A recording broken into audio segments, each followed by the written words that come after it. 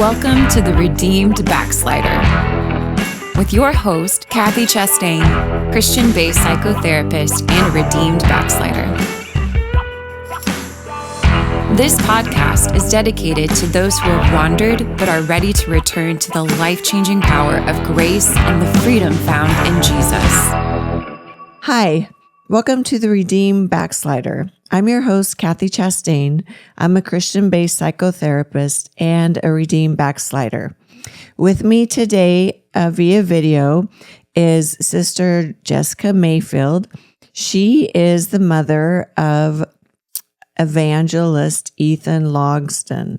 And so after my interview with Brother Logsdon, which hopefully you guys have seen, I just had to talk to his Momma. So I'm so grateful to meet you, and I'm so happy that you're here with us. Welcome. Thank you for the invite. Thank you. I'm so glad to be here to discuss Ethan and the wonderful things, the transformation that God did in his life. It was beautiful to watch. Yes, because he's so young. I believe he said he's 24. Yes, he'll be 24 in June. So he's 23. Yes. He's 23, and you're almost 24. Wise beyond his years, as you said a minute ago. Yes. Yes, he is. Yes. So, I don't know. I was going to call you Jessica. I'll call you Sister Mayfield.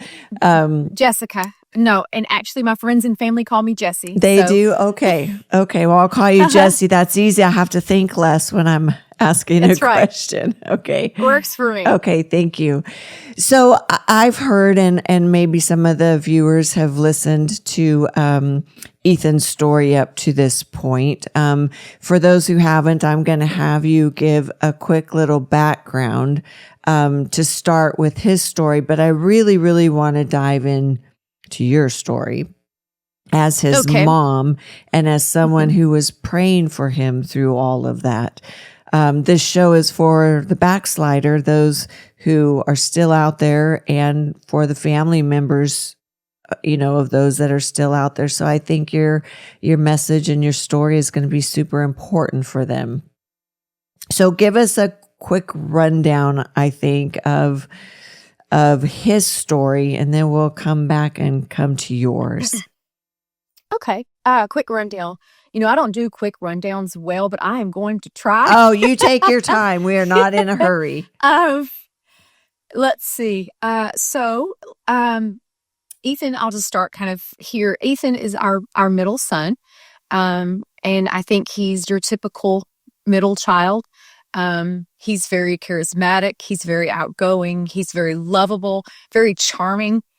He always was. As a baby, I remember he was very attached to me, and he didn't want me to put him down. He would crawl into the kitchen, and if I was doing dishes, and want me to hold him. And he just loved people. He loved being around mom and dad and brothers, and he was like that his whole life. And just a very loving little boy, full of life. And I think that might have been what was so hard to watch whenever he fell off into what he did at such an early age. Mm-hmm. So hard to watch because it was like the life was gone from him. Mm-hmm. Mm-hmm. That little loving, charming boy who just saw life through a different lens now was broken and tormented. And it was very hard to watch as mom. Mm-hmm. And so about his, I'd say, and if I get my timeline off, there was a lot that went on in those years. Mm-hmm. And so some of it I feel like you just kind of numb out to, or you just forget. So if I get dates wrong or ages, I apologize. Yeah. I'm going to do my best to recollect correctly. But I believe it was about when I started noticing a change was the summer between his 8th grade and 9th grade year. That 8th grade year was hard, actually. I did see some distancing from him, some personality changes, some anger, withdrawal, things that weren't typical of his personality. And I started noticing those things, and they just got worse. It just graduated from that to just complete terror in the house. terror. A lot of darkness, a lot of chaos, a lot of turmoil was born out of the choices that he made. And that whole house feels that. Yeah. We all felt it. And he started getting involved in drugs. He never really drank. That wasn't his thing, but he started with weed, and weed's a very obvious smell. I can smell it on his clothing, on him. And so we would have arguments that, are you hot? No. And I washed your laundry. I know that at some point you've smoked marijuana. And he would argue and get angry, and no, I didn't. And so there were lots of fights about that. And I know that graduated to some harder things, cocaine, pills, ecstasy. I don't remember all the things that he's tried. But it graduated from there throughout these next several years, from the age of about 13, 14, on up until he was 17. So we had a lot of fights about drugs, about the company that he would keep, just parties, things that our home, we didn't do. We didn't allow, we didn't give permission to. There were boundaries, there were rules, and he didn't want to abide by those. He looked for outs any way he could. He wanted to go live with my mom at one point. He wanted to go live at his dad's at one point. That did not happen. And just any way to get away from me. I was a problem for him. But what you realize later is that it wasn't me that was the problem. It was the spirit that was in me, that his spirit was bucking. Correct. And it was a fight. And so I don't, he knows, and I don't ever want to embarrass him, but it is part of a testimony. And I don't talk about it often. I don't like to relive those things. Or, as a mom, I believe that we can relate most to unconditional love. And I'm not saying that dads can't either, but as a mom, we relate to that unconditional love part of the Lord, in that we can forgive and forget. I don't think about those things. I don't dwell on the things that he has said to me, that I've gotten hate mail, I've gotten letters, I've gotten all sorts of things and things spoken, that some things he doesn't even remember the things that he said. Right. And I just don't either. But it's now we can look back and laugh and call it hate mail and things like that. But there were just years of a cycle there that just wouldn't break. We tried, and we didn't at the time know what he had got involved in. So as parents, me and my husband trying to correct the issues, trying to get him help because we loved him. We didn't want to see him. We put him in to a Christian counselor who was wonderful. I'm a huge advocate for mental health. I believe that it's necessary. I believe in it. I believe in I believe in all those things. Right. But we were trying to medicate a devil, and we didn't realize that we were trying to counsel out a spirit. Right. We didn't know that. We were just looking at it from, we want our son to be made whole. We want him well, whatever it means to get him well. We want him to live in victory. So he went to church. I mean, that lifestyle didn't change. He went to church. It was a fight. He fought me on going to church. Most Sundays, he would fight me on it. There were times that he would spend the night at a buddy's house and didn't wake up in time, and he was older and could drive and things. And so we fought a lot about that, but we had him in Christian counseling. They tried him on some antidepressants or some anxiety. I can't remember which one it was, and that didn't help. I think it just exacerbated whatever was going on. And so we just tried anything we could to help him. Because we didn't know what the struggle, where it stemmed from. We just knew that he was struggling, and we wanted him to have help. There were times that I would go in and talk to his counselor, and it was grim. She knew more than I did. And so there were times where she would talk to me and say, listen, you're going to find him dead one day. That's what's going to happen on the path that he's on. And so as a mom, I didn't want to think about that. I mean, you knew there was that chance, but I just didn't want to think about that. But that was just the grim reality that we were living in. And so it was hard. It was hard. Years, 4 or 5 years. It was very hard, chaotic. His brothers also felt that. They lived in that. His older brother kind of distanced himself from it. He and his younger brother argued a lot. But it was just a lot of chaos in the house that that spirit brought to the family. A lot of discord, a lot of confusion, a lot of anger, a lot of terrible things. And I know that he was miserable in those years, and that hurts to know how miserable he was. And I felt like there was nothing I could do about it. I couldn't fix it. Right. I had to let the Lord fix that. There was nothing I could do. Right. And so at that time, you really thought it was a mental health issue because you didn't know about the spiritual things. Did that therapist diagnose him? What was his diagnosis? She did not. So she did not diagnose him. She knew that there was a heavy drug problem. And that, I think, was the most concerning for her. Okay. Is why that if he continues down this path, making the choices that he's making, you can't live like this forever. Eventually something bad happens to people when they live this lifestyle. Right. And so I think her main concern probably was the drugs. The addiction. And the addiction and reckless behavior that was produced from the drugs and the lifestyle that he was living. It was just reckless and endangering to his own well-being. And it's like he didn't care. What kind of recklessness? And I'll just preface, Jessie, the reason I'm asking is I believe there is a huge spiritual component behind a lot of mental health issues. And sometimes it's very obvious to see when you know what to look for. And then for others, it's not very obvious to see. But I want to sort of draw the parallel because we know now on the other side of what Ethan has lived through, we know. But in those days, what was the behavior that was being manifest? And was there violence or threats of violence?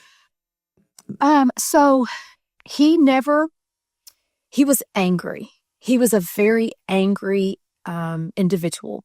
He was never physically violent. Oddly enough, he never got in trouble with law enforcement, and he never got in trouble at school until the very end. And even that wasn't anything just major. That was just the grace of God that kept him. Sure. It really was. Yes. Because there were plenty of opportunities for him to make grave mistakes that cost him a lifetime. But he was very, there would be periods that he seemed very depressed and repressed and withdrawn.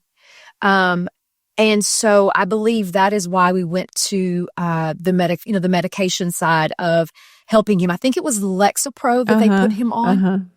And to kind of help balance that out, because it was, he was very withdrawn, very cold, very distant.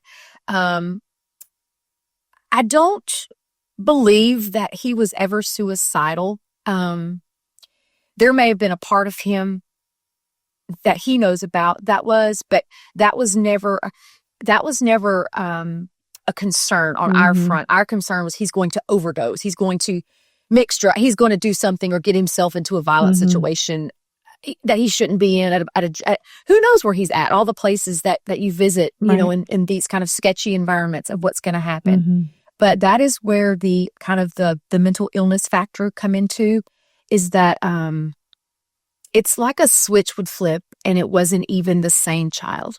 Yes. Yeah. The duality. It's like it wasn't, it wasn't even the same child. It's like we didn't know him, and he never became physically violent, but he would yell and, scream and just have, rage fits of just, and you never knew it was going to set him off. Right. You just never knew. And so you had to kind of walk on eggshells and be very careful with your words. And it's almost like he ruled and dictated the house. And we couldn't allow that, because that's not the way a healthy, functional family works.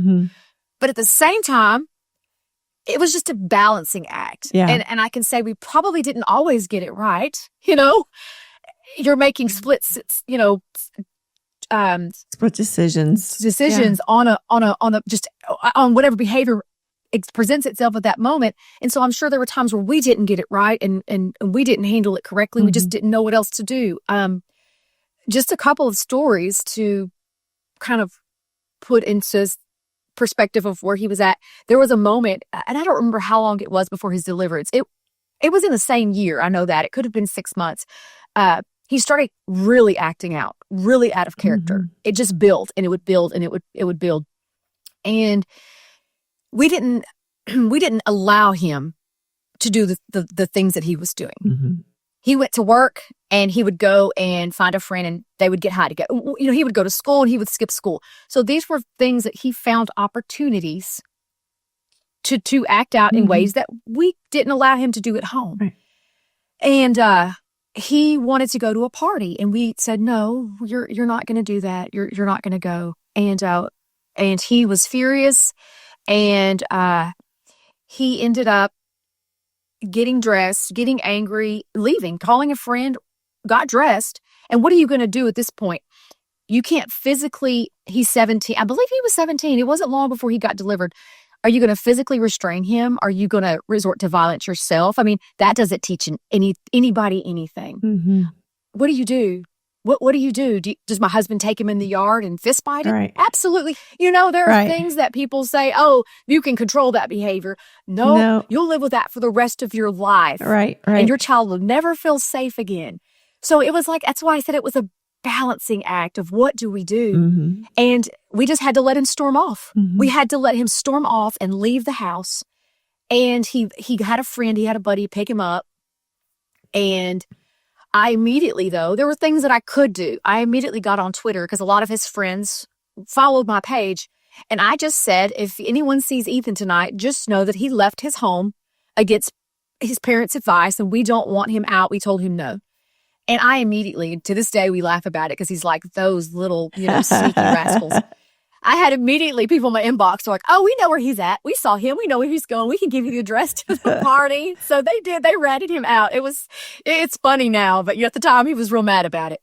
But, his friends were like, we wish our parents cared that much. Yes, of course. He has a great home life. Uh-huh. Ethan, you don't understand the great home life that you had. Some of us wish we had that. And at the time, he didn't realize that. He was just angry. How dare you rat me out to my parents? Right. And so we found out where he was. My husband's very calm, he's a very wise individual. And he goes, I'll go. And he got in his car and he drove to that party and there were hundreds of people there. And when you walk into a party of young teenagers, you don't know what you're going to walk into with alcohol and drugs. They could have beat him up. Right. They could have done anything. They could have shot it. I mean, you just never know what you're walking into. Right. And so he walks up to this party and he asked people, is Ethan here? And they're like, oh no, we haven't seen him or maybe some people said he's in the house. I don't remember. And so he walks up and it's like a porch with some steps and the door is open and he sees Ethan kind of pass by and he asked, I think somebody if Ethan was there and they were like, oh no. And he said, well, I'm pretty sure I just saw him walk by the door. And at some point Ethan sees him and he just looks at him from the door. And all my husband did was motion his finger and just tell him, just come on. He didn't say anything. He didn't say a word. My husband said at the time, I didn't know what would happen, but I was just trusting the Lord. And he said, I just motioned my finger and told him to come on. I turned around. And he walked like a little lamb, just silently behind me, just left the party right behind me, got in the car, and we brought him in and he went to bed angry after the fact. But that was the Lord too, because that should have never happened the way it did. Yeah. But those were some of the things that we fought with Ethan. At another time, I think he was a little bit younger and he got mad and he was barefoot. I remember he was barefoot. He had on shorts and like a t-shirt.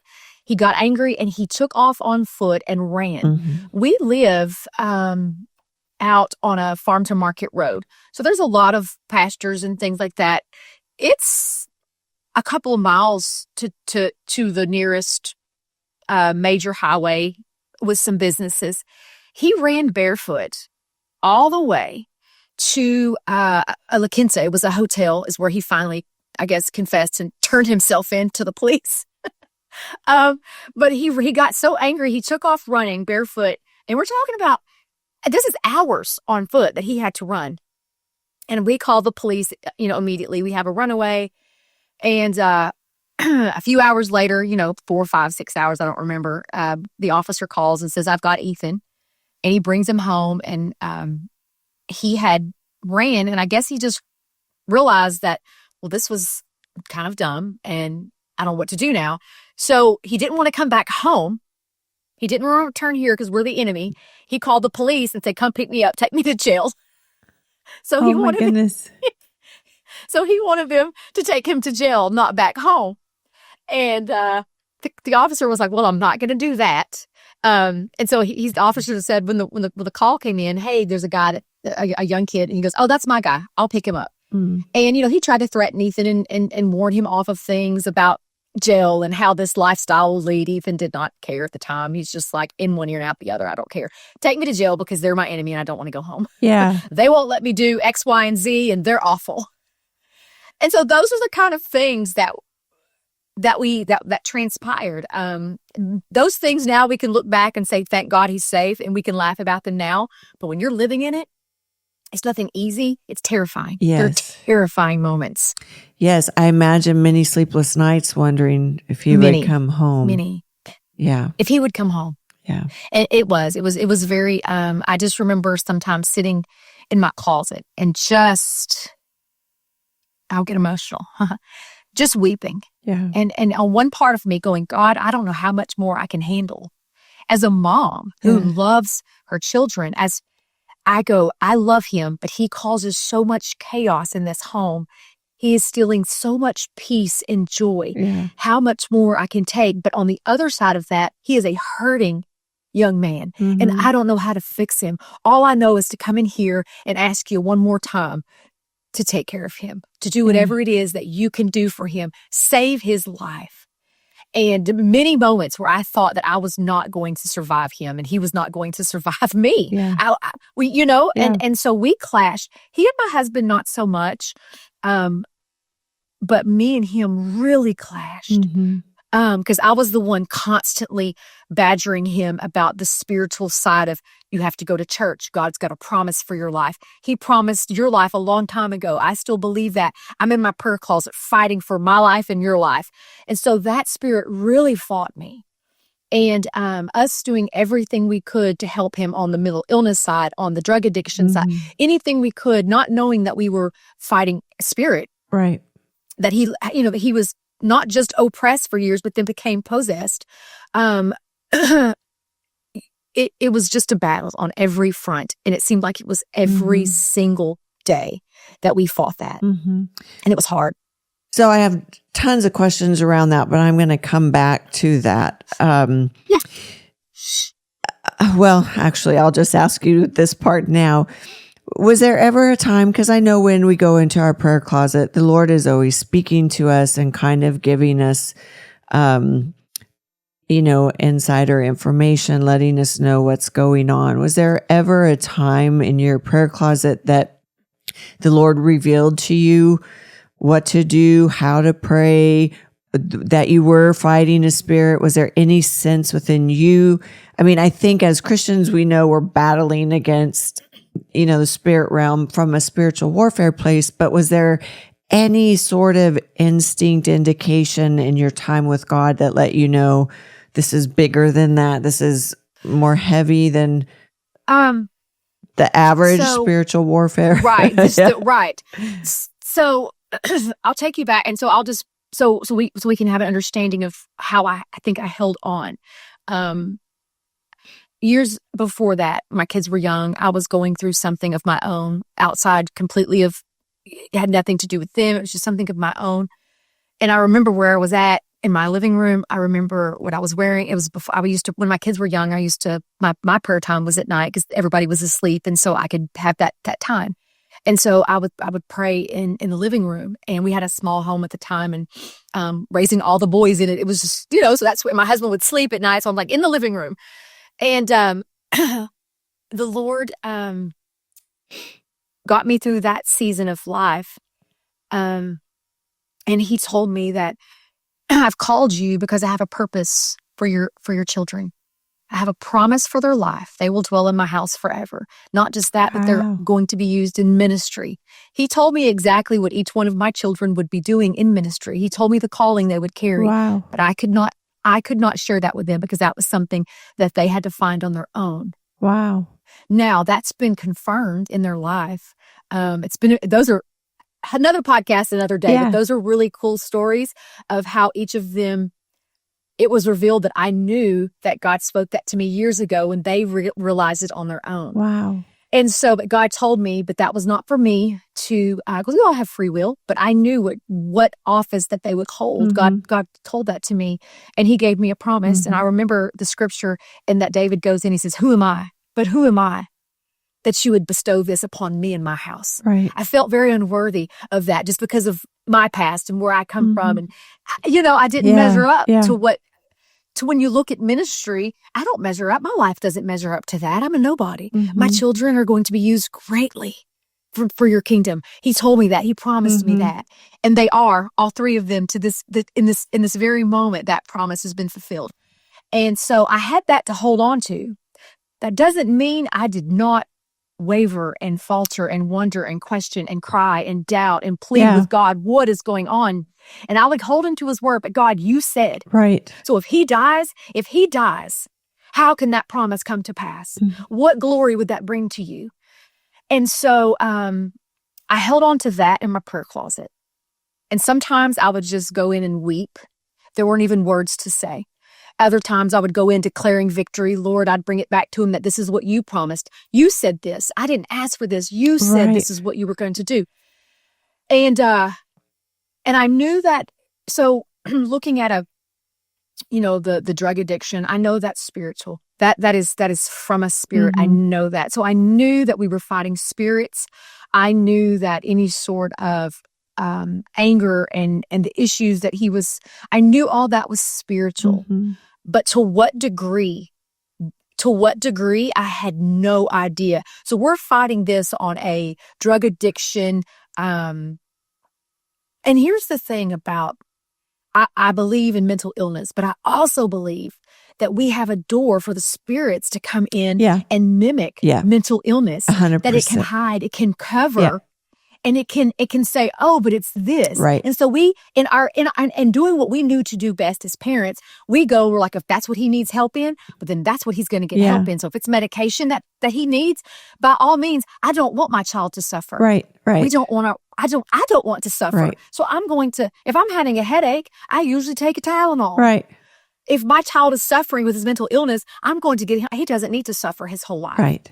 So we were just facing it with whatever, prayer, church, we still took him to youth event, everything that he was still participating in. And we had spiritual help. We had mental illness help. We had counseling. We had, all the things. Right. And God never, and I believe I'm very sensitive to the spirit. And I go back and I go, Lord, where was that discernment at? I question that. Sometimes in my life, I go, I didn't know that a devil had shown up. I didn't realize that. And God has had to remind me that sometimes a test turns into a testimony, remember? And without that, Ethan wouldn't be what he needs to be. Right. Sit yourself down over there and I'm going to pick you up when I need you. Just mind your business, Mom. I've got this under control. And so sometimes I get really hard on myself to go, I couldn't discern that. I couldn't pick that up. I failed. How did I not know that? I prayed and God said, because that was what I was allowing that to happen. Yeah. I allowed that to happen. And he shielded you from knowing then. He did. Yeah. He did. So you're just, because I would have interfered. Yeah. I would have interfered. Yeah. Your discernment wasn't off. It was the Lord just covered you from that. He just kept you from knowing that. And it's so, I'm trying to find the words to say what I'm feeling. Like what the Lord told you about your children. I always think about, where does sovereignty versus free will come into play? Where does the calling of God that is going to stand above all of our free will, above all of our choices, where does sovereignty come in versus our free will? And I've thought about that so many times in my own life, and hearing your story, it just sounds like you had such confidence in God in what he said, and that is the battle, right? The battle for your faith. The enemy was trying to steal that seed that God had placed in you. But at that point, it sort of seems like whatever Ethan was going to do, God had it all under control. We just had to walk through the process, and we don't always know what that process is going to look like. It's not easy. Holding on to faith. I admire people who say they've never lost their joy and their peace and their faith and all these things in trials and situations. That is not my story. Yeah. Okay. I had a promise. And so I look at my life, and there's some seasons that I'm going through now that I don't have a promise like I had. Yeah. I didn't have that, but I did have that. But even knowing that, even the Lord saying, this is what I'm going to do, that's a lot harder to live out. Yes. In practicality than it is to say those things. I can say, God said, He told me, but to live that out, that's hard. Well, that's where the rubber meets the road. Yes. That's right. I mean, that's right. You have to really, that's where I think living out your faith, it's one thing to say it. It's one thing to say we know or we believe. It's another thing when you have to walk it out in a real way and just stand. Yes. Yeah. I had to commit. I had to commit to who I knew God was. Right. Not to who I felt He was, not to what I heard He was, but to what His word said He is. And His promises are yea and amen. And I clung to that. But that was... I said, Go ahead. Go ahead. No, go ahead. No, I said that's what I clung to, is that His promises are yea and amen. And I brought that back to Him. I put that back onto Him. I'd say, Lord, but you said this, and I'm going to hold you to your word. Test and see that the Lord is good. And I said, that's what I'm going to do. I'm going to put this back on. And it's the ball's in your court. I'm going to stand and I'm going to do what I know to do. I'm going to live out my faith. I'm going to commit to you. I'm going to walk this walk. I'm going to, do all the things that I know is that I'm living for God. And you're going to have to be God, because I can't. I can't. And I'm going to have to, you're going to have to be God to my child that you've been in my life. The same God that you've been to me, be that God to him. And so that's all I had. Well, but you had your own real experience with God to be able to put your trust and faith in Him to that degree, right? Absolutely. So tell us about that. Okay. Because I think without that experience of what God had already done for you in such the way that He did, that's why you were able to really trust Him in this way. Right. Absolutely. Your walk. I wasn't raised in church. My grandmother was Pentecostal. Okay. So my grandmother was Pentecostal. My mom, she brought all of her children to church, but half of them lived it, half of them did not. My mom did not choose to live in the Pentecostal faith, but my grandmother did. And I remember loving to go to her church. When I was a child, we lived off, my dad pipelined, and so we lived in Arkansas, lots of places in the United States, but we would come in and visit, and I knew something was very real about that church. I didn't know much about the Lord, but I felt something different when I walked in that church. I knew one of the first experiences that I ever had with God was, I don't remember how old I was. I was young, a child of 7, 8, somewhere in that neighborhood, between the ages of 6 and 8. And it was in the old church before they built their new church. And I remember, I think it had wooden floors, and maybe the pews were wooden. When we're young, we think of things in grand. Right. But it was an older building, but that is where my mom and they got baptized in the pond in the back there. It's that old. And so I remember after, I guess it was a Sunday service, and I was with my grandmother, and there was this older gentleman. He was walking around the pews just around the church, and he was just praising the Lord. And I remember asking my grandmother, what is he doing? I felt something. It just felt powerful. And she said, he received his sight. He did what? Wow. He couldn't see, and now he sees. Wow. And as a kid, I was like, I don't think the magnitude of what that really meant, because I could see, okay, but I didn't understand that he was blind and now he sees. There's scripture that says I was once blind and now I see, right. But he literally didn't have eyesight. But I felt it. I could feel the power of God. I may not have understood it or been able to explain it, but that memory lived with me forever. And then I remember my grandmother, every night, she would get on her knees beside her bed because I would sleep with Momma, in her bed when I got to go over because my grandfather passed away when I was 10. So me and my cousins were we were something else and we'd go stay the night and just cause havoc. But we slept with Momma. And I remember every night she would get on the side of her bed and she would kneel and pray and call out everyone's name in our family. And it wasn't these long, my grandmother was country. We grew up poor. She didn't have elaborate prayers, but she prayed so faithfully for those kids and her grandkids and the people that she loved. And she touched God for us. I'm a reason why I'm a product of her prayers every night. That lives with me. I knew there was something special there. There was something special there. And so I grew up seeing, those things periodically, feeling the power of the Holy Ghost and just in her church. And I didn't know anything. When I got in the church at 26 years old, 27, I had no knowledge of scripture. I kind of knew about Jonah and the whale. I don't know. I didn't know a lot about. If you talk to me, you'd be like, were you even born on earth? Do you know anything about the Bible? Nothing. And so, when I was, my boy's dad, they have a stepfather. But I was married to the boy's dad. And anyway, we divorced. I moved back home. I moved into a little apartment complex here in Orange where I live now, where we live. And, there was a guy there that was a neighbor of mine and I would see him in the parking lot, and he would look at me and, it's kind of a joke that we have now. Cause if you know my husband, he's very quiet. He's very reserved. And I used to, when I finally met him, we had a mutual friend that introduced us, and I said, "Oh, there's a guy that used to stalk me in the parking lot." He's like, "I never stalked you." And if you knew who he was, he is not that person at all. But I still like to, rib him that he did that. I was like, "Oh no, you did."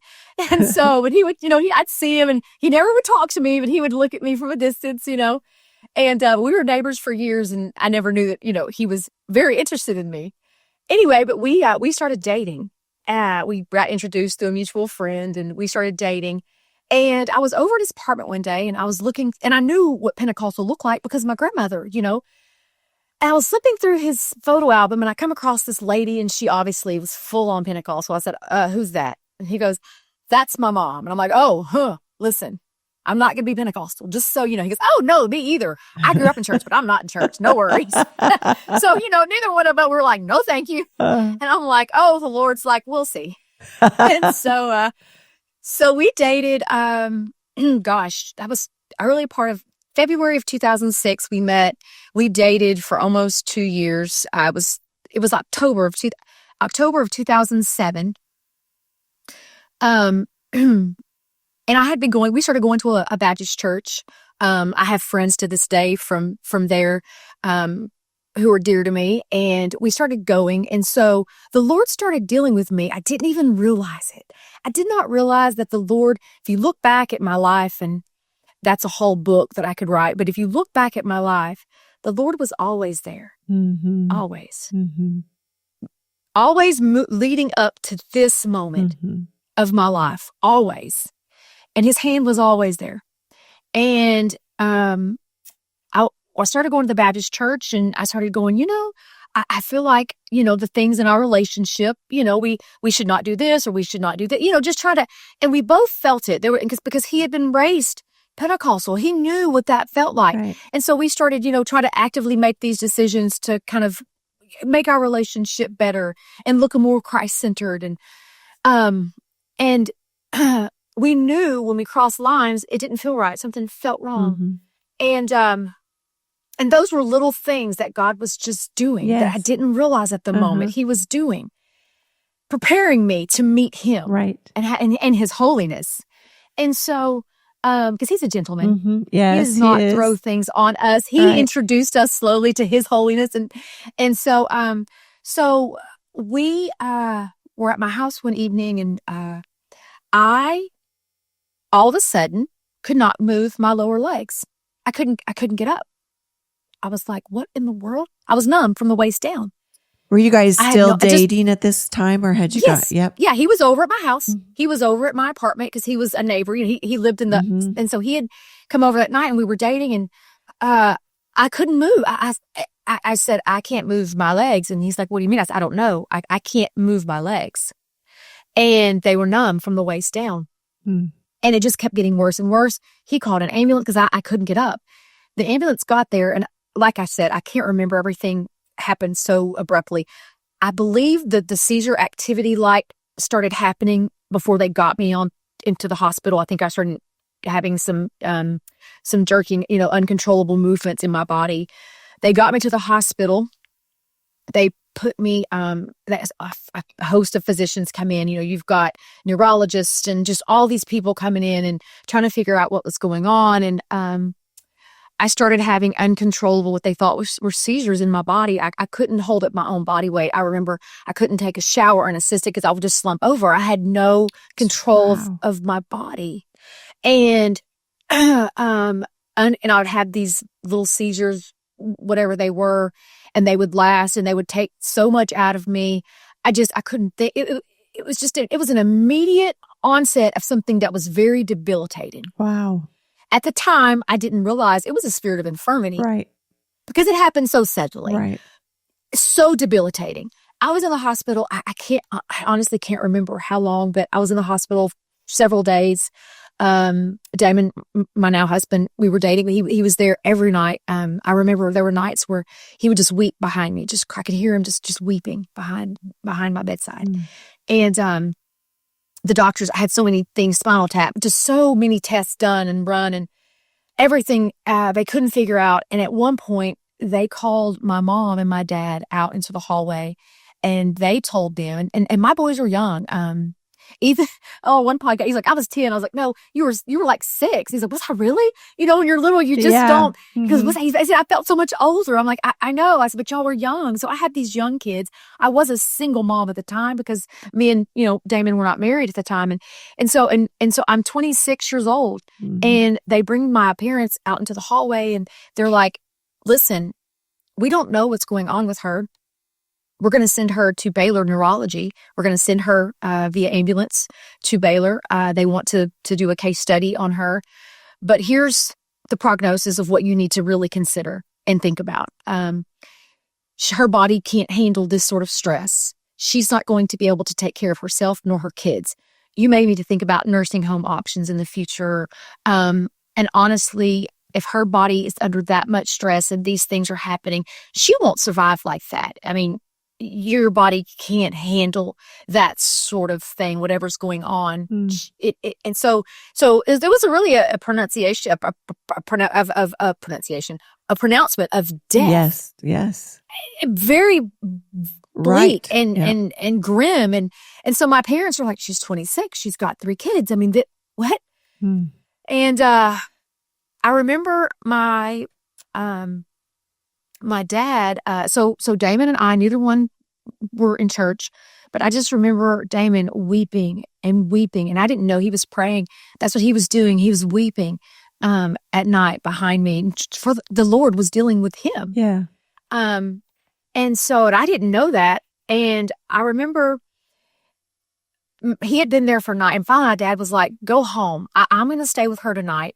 You go home, get some rest, come back tomorrow. I'm going to stay with her, because Damon didn't want to leave, and so my parents, they would come during the day, and he was like, I'm not leaving.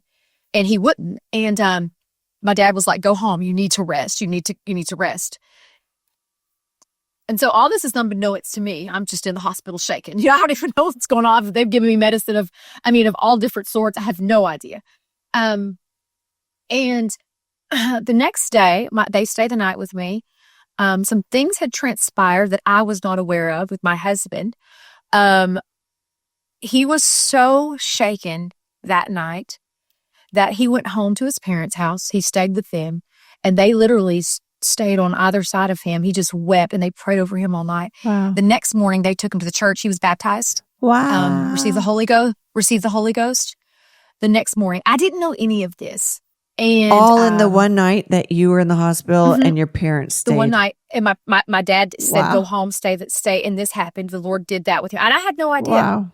So the next day, and I had been scheduled to go to Baylor. They had go on. I think it was on a Wednesday. It was Halloween, actually, October 31st. It was on a Wednesday, so this must have been a Monday or Tuesday. And so it was a Monday, I guess. And so my dad is at the hospital. He'd stay the night. So then my mom and my grandmother, my little Pentecostal grandmother, they came to the hospital because, my mom, they came every day. And they showed up. And my dad said, well, I'm going to go home, change, shower, I'll be back. So me and my mom and my grandmother were in the room. And I remember my mom said, I'm going to go downstairs and I'm going to grab, I think she was grabbing them something to eat. Might have been lunchtime. So my grandmother said, well, I'm going to stay here. And I was in the bed and my grandmother was in the chair in the corner. And I remember talking to her, and it wasn't me because I didn't know anything about the Lord. I didn't know what I was saying. And I just remember going, you know what, Momma? I don't know what's going on. I said, but I'm not afraid. I really feel like this is the Lord, and he's got something planned. I don't know why. I just feel that way, Momma, and I'm not scared. Wow.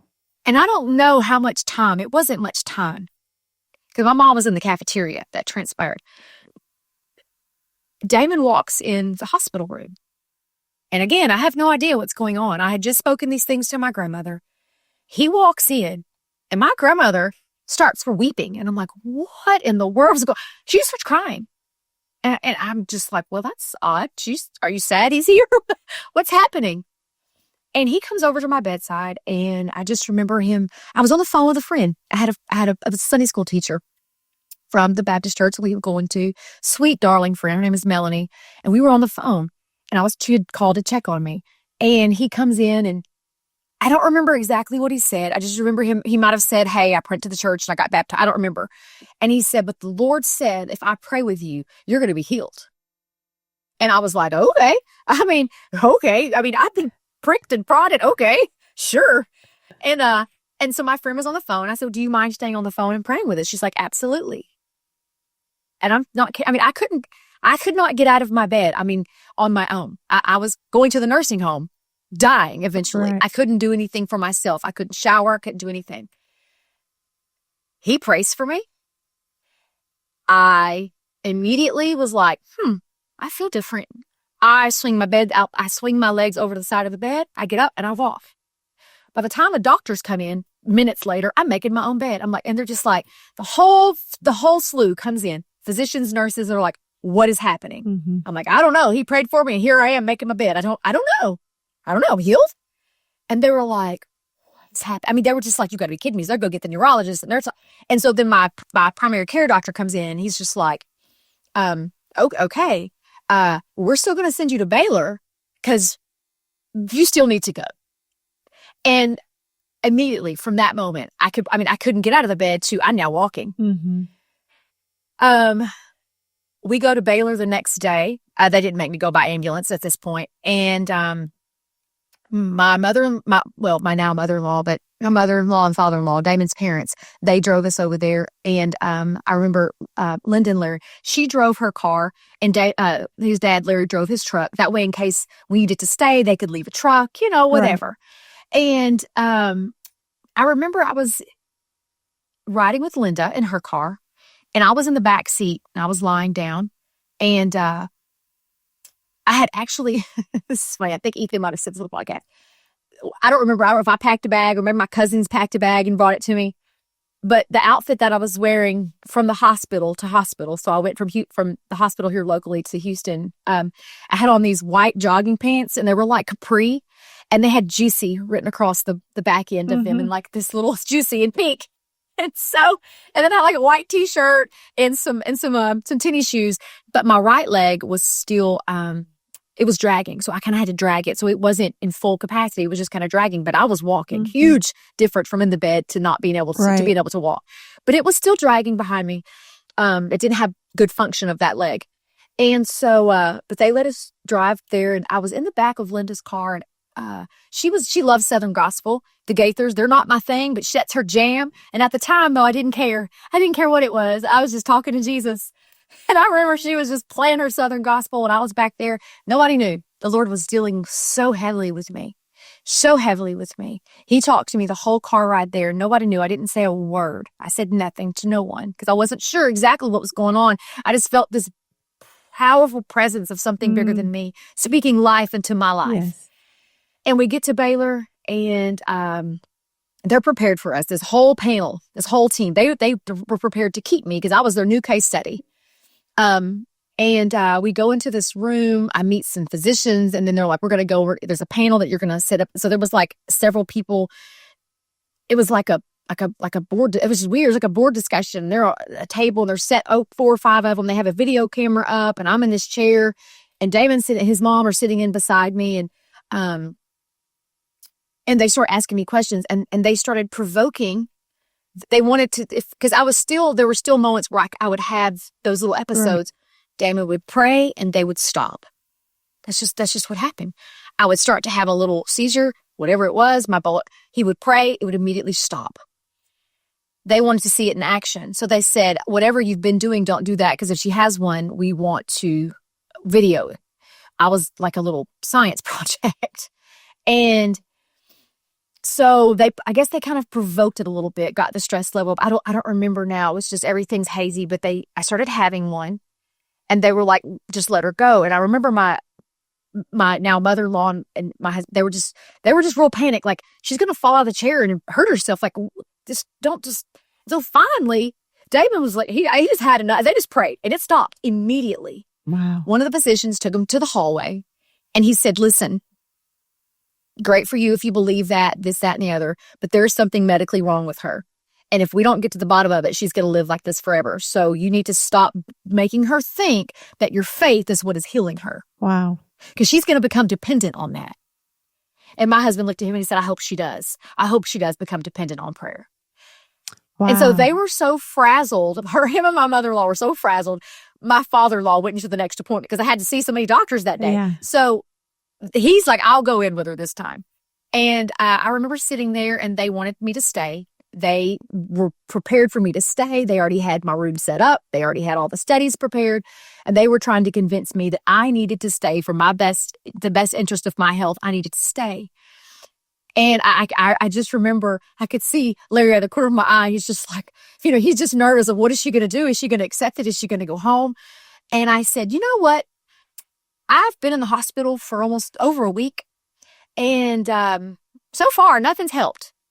But what I do know is that he prayed for me and that stopped. So I think I'm going to go home and I'm going to give this a shot and I'll let you know if I need you. And I just remember seeing Larry's smile of, oh, thank goodness, Yeah. Oh, and so relieved that I made that. But, like I said, they had no idea the Lord was dealing with me. And so we left. We started driving back home. The Lord's dealing with me. And again, I'm in my juicy attire. It's cute. And Halloween night, it's Halloween. So it's Wednesday. Most people aren't having church. And I remember popping up in the back seat. I'm like, Linda, do y'all have church tonight? And she's like, no. I said, well, I want to go. She said, hang tight because I'll find somebody who is. And so I think she called one of her sisters and they were having church that night at a neighboring town of ours. And she's like, we're going there. So we booked it to their church. And I just remember the whole pew not knowing. I know they were anticipating, but they just weren't sure what was going to happen because I told no one. And we sat through worship. We sat through preaching. And I believe before the altar call, it might have been right at altar call, I got myself out the pew, walked myself with my hands raised. I started speaking in tongues before I ever got to the bottom of the Lord started dealing with me. They prayed with me. I was baptized that night and the rest is history. Wow. Amazing. Mm-hmm. I so many places in that you can see where the enemy was trying to get you to come into agreement with the prognosis, with that sentence of death, yes. right? Yes. And the faith just kept winning out over that. Mm-hmm. Now, at some point, when did you find out? When did you know that it was a spirit of infirmity? When did you get completely delivered where you realized, okay, whoa, that was a spirit of infirmity? So we immediately, started going to church. We prayed through. We started going, and we were sitting. It was little things that happened over a course of, probably 6 months to a year. Well, I would have a little bit of an episode. Damon would pray, we'd pray, and it would leave.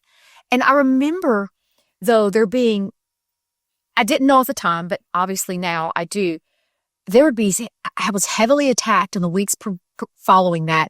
The spirit of fear would enter my room so heavily and literally freeze me up. I couldn't move. I would have just paralyzed with fear. It would walk into my room and I would be struck with just a fear. I couldn't speak. I couldn't talk. I think they have a name for these dreams where you're half awake, half asleep, and it's really a weird thing. You can't do anything. And I would try to call in the name of Jesus, and I couldn't wake myself up. It's like a lucid dream with paralyzing. With sleep paralysis.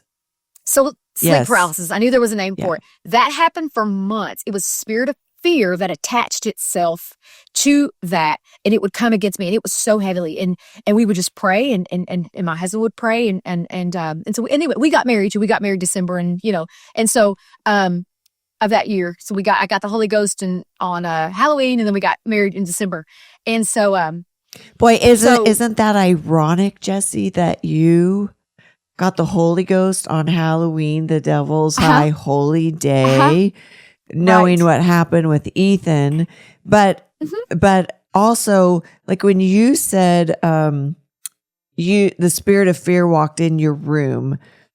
So there are people who can look back at that and see that, but then there are people who actually feel it walk in and feel the presence.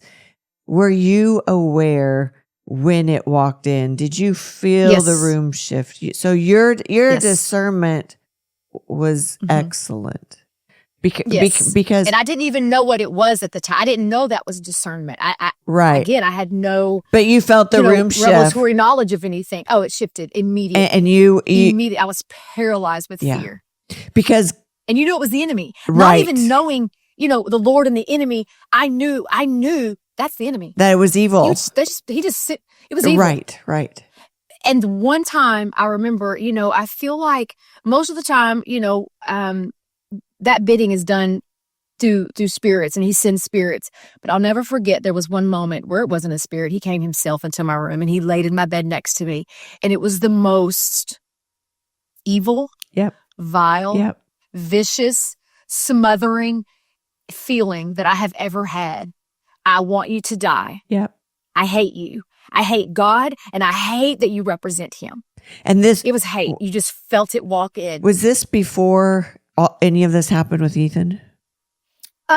Yes. Okay. Yes. So yes, I have, even as a child that happened to me, but I didn't know. I thought it was just a big bad scary monster in my closet. I didn't know. I would surround myself with stuffed animals. Yes. I would from head to toe. Because I'm like, something's going to reach up on this bed. It's going to get me. I don't know what it feels like, but this is evil. And I didn't like it as a child. I had no idea what it was. So this is, but I didn't know. I see this so frequently in my counseling office with kiddos, and they're kiddos that really don't even know much about God. But I have I've had people that have said that very thing that you have said to me. I feel it lay down in my bed. They sense it walk in their room. So it makes me so exciting because you are able to talk about this from a spiritual lens, looking back in hindsight. But so when you look back at your childhood, do you look at this from, clearly God spoke to you about your children. You definitely had a call on your life. You definitely had purpose. Your children had purpose. So do you think that the enemy came against you to forfeit what your children were going to do for God?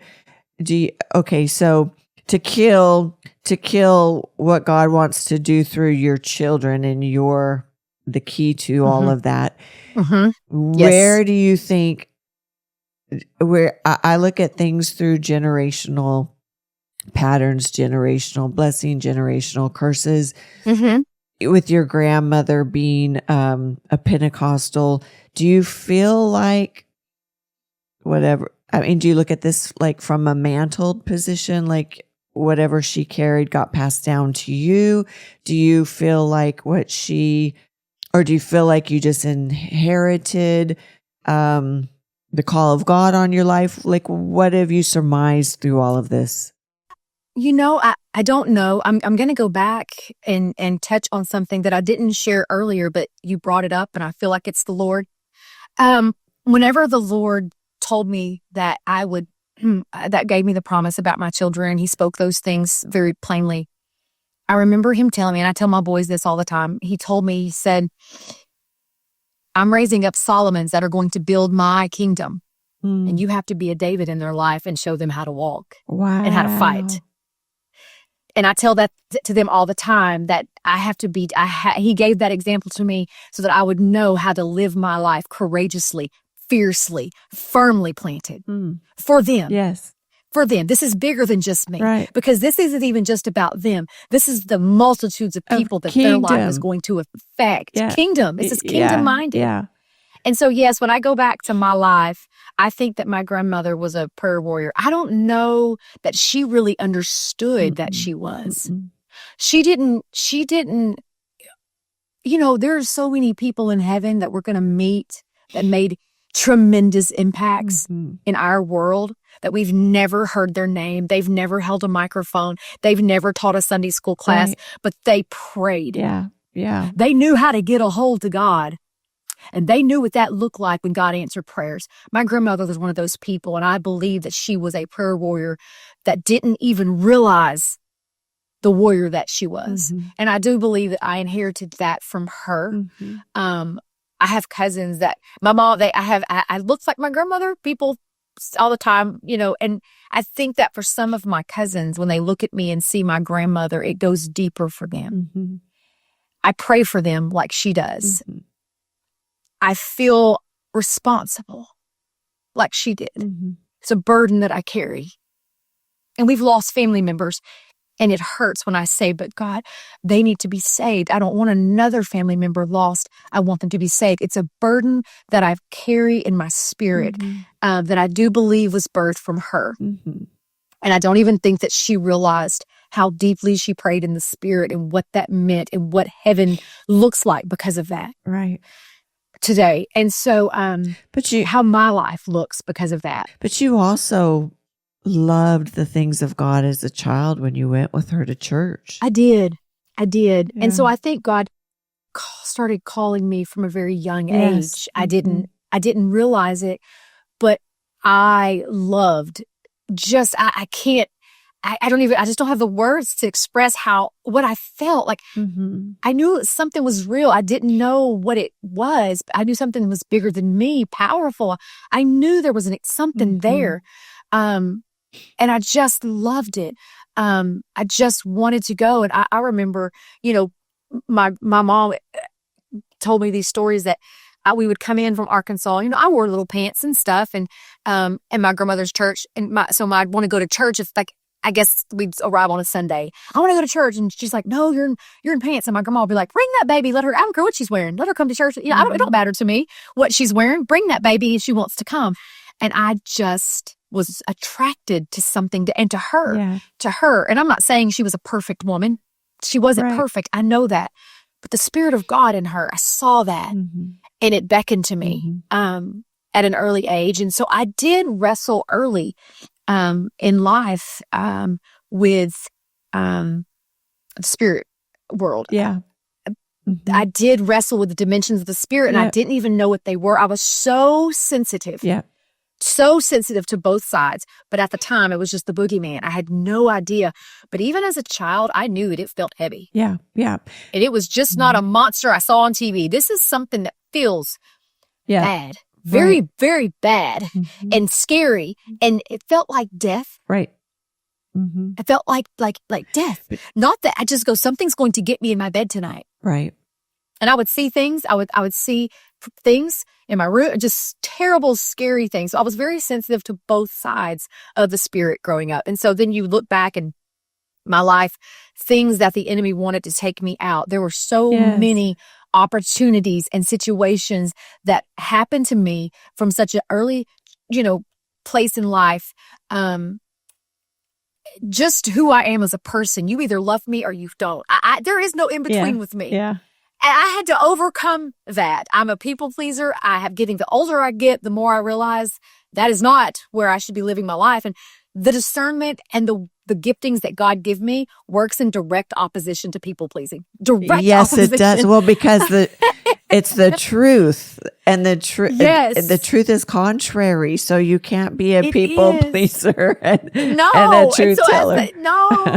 And so all these things, just my personality, the things that I didn't understand. Why don't you like me? I'm a really great person. If you just got to know me, I didn't have I had some girlfriends. My cousin was like my best friend growing up, and then her sister was my best friend.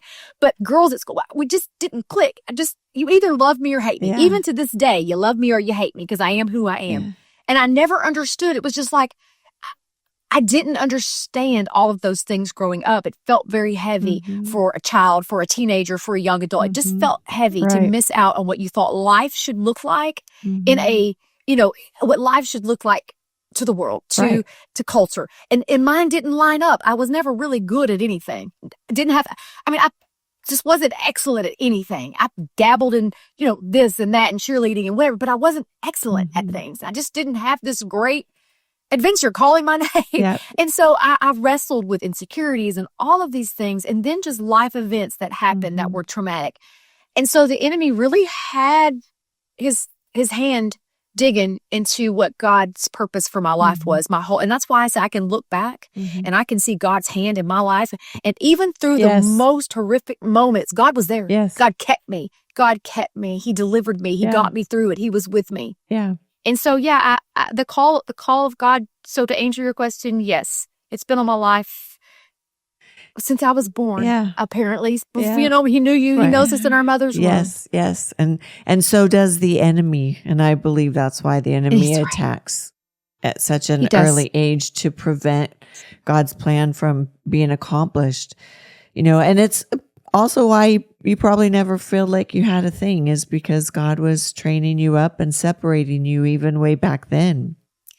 The Lord was my thing. Yeah. That is where I excelled. That is my purpose. Right. That is where I'm going to be used, and I'm going to be blessed, and I'm going to be a mentor to these younger generation, and all these things, that are just, it's beautiful. Yeah. It's to watch it all unfold from where I was to who I am now. Yes.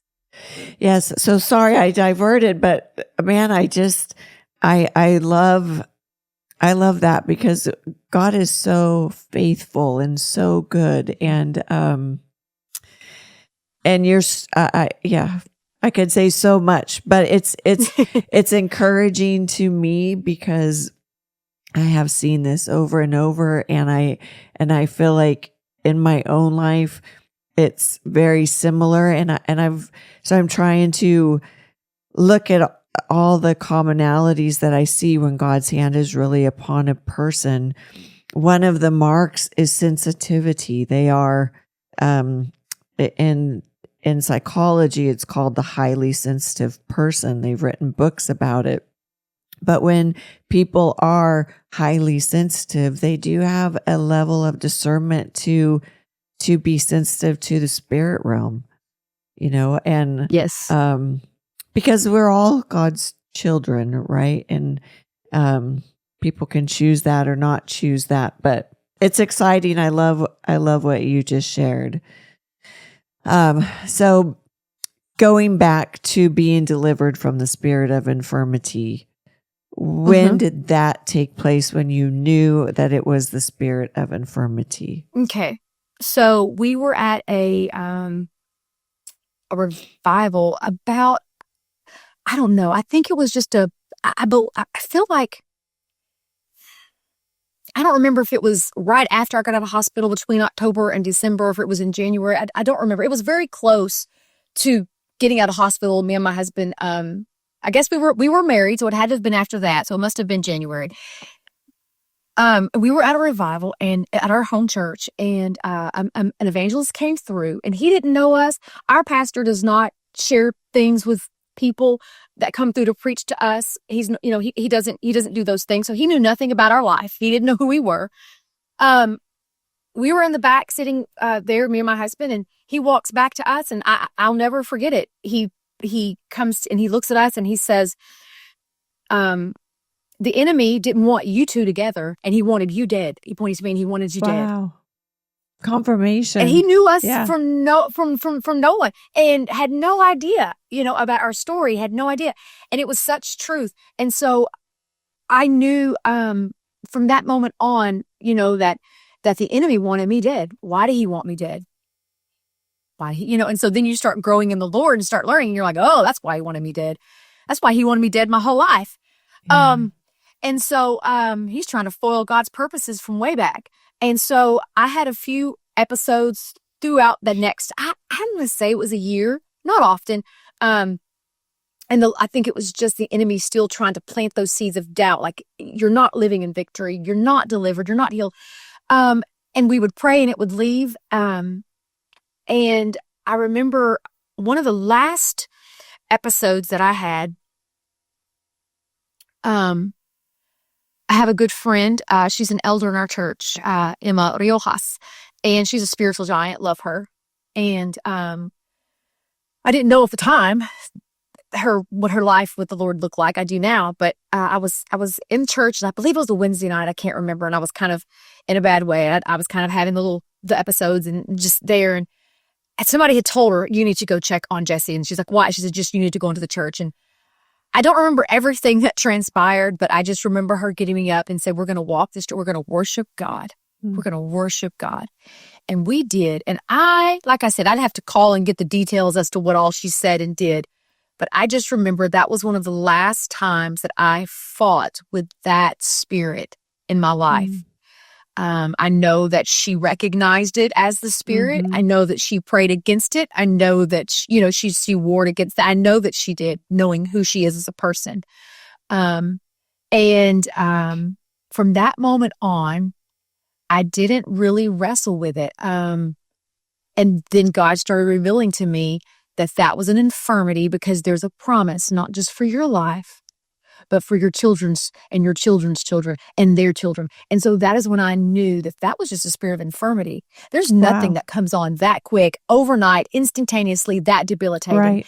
And so I knew then, the enemy, you're not going to win this. I'm not afraid of that. And that's the spirit of fear. I'm not going to bow to that. I'm not going to cave into that. So after you came through it, then God revealed what all of it was about. Yeah. Yes. After I came through it, he started to reveal to me, this is what it's about. This is what it was. You've overcome that.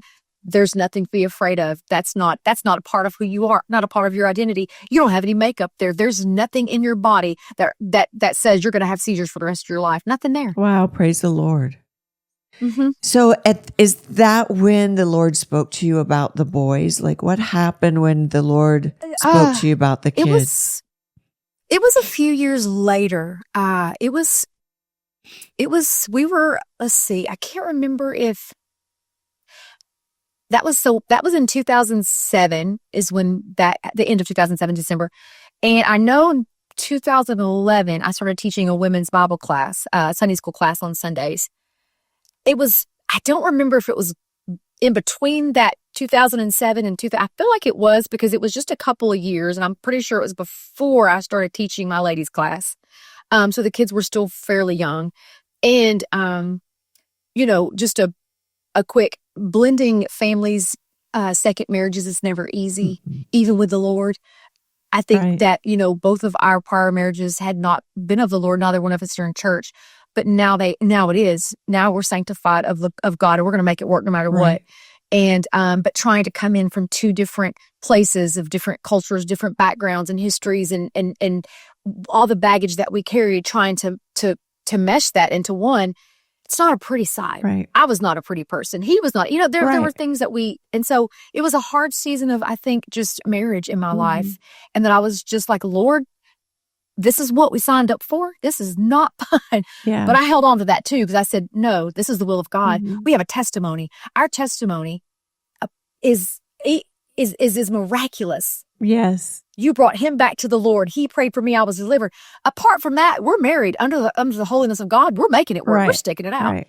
But it was during a hard season, a difficult time where we're both trying to grow, and I'm trying to grow up and grow past things that I carried with me that I didn't know I had I didn't know that I had these things in my life. And it was just a really down time for me. I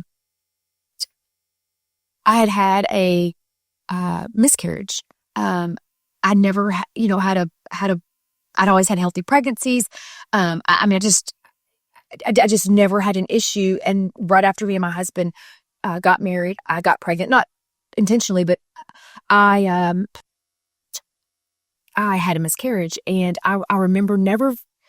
And you look at life and you go, there's been some hard things that's happened in my life, but I can now minister from a place because I understand. Right. I've been through that. I know the feeling. I know how much that hurts. I know what it feels like.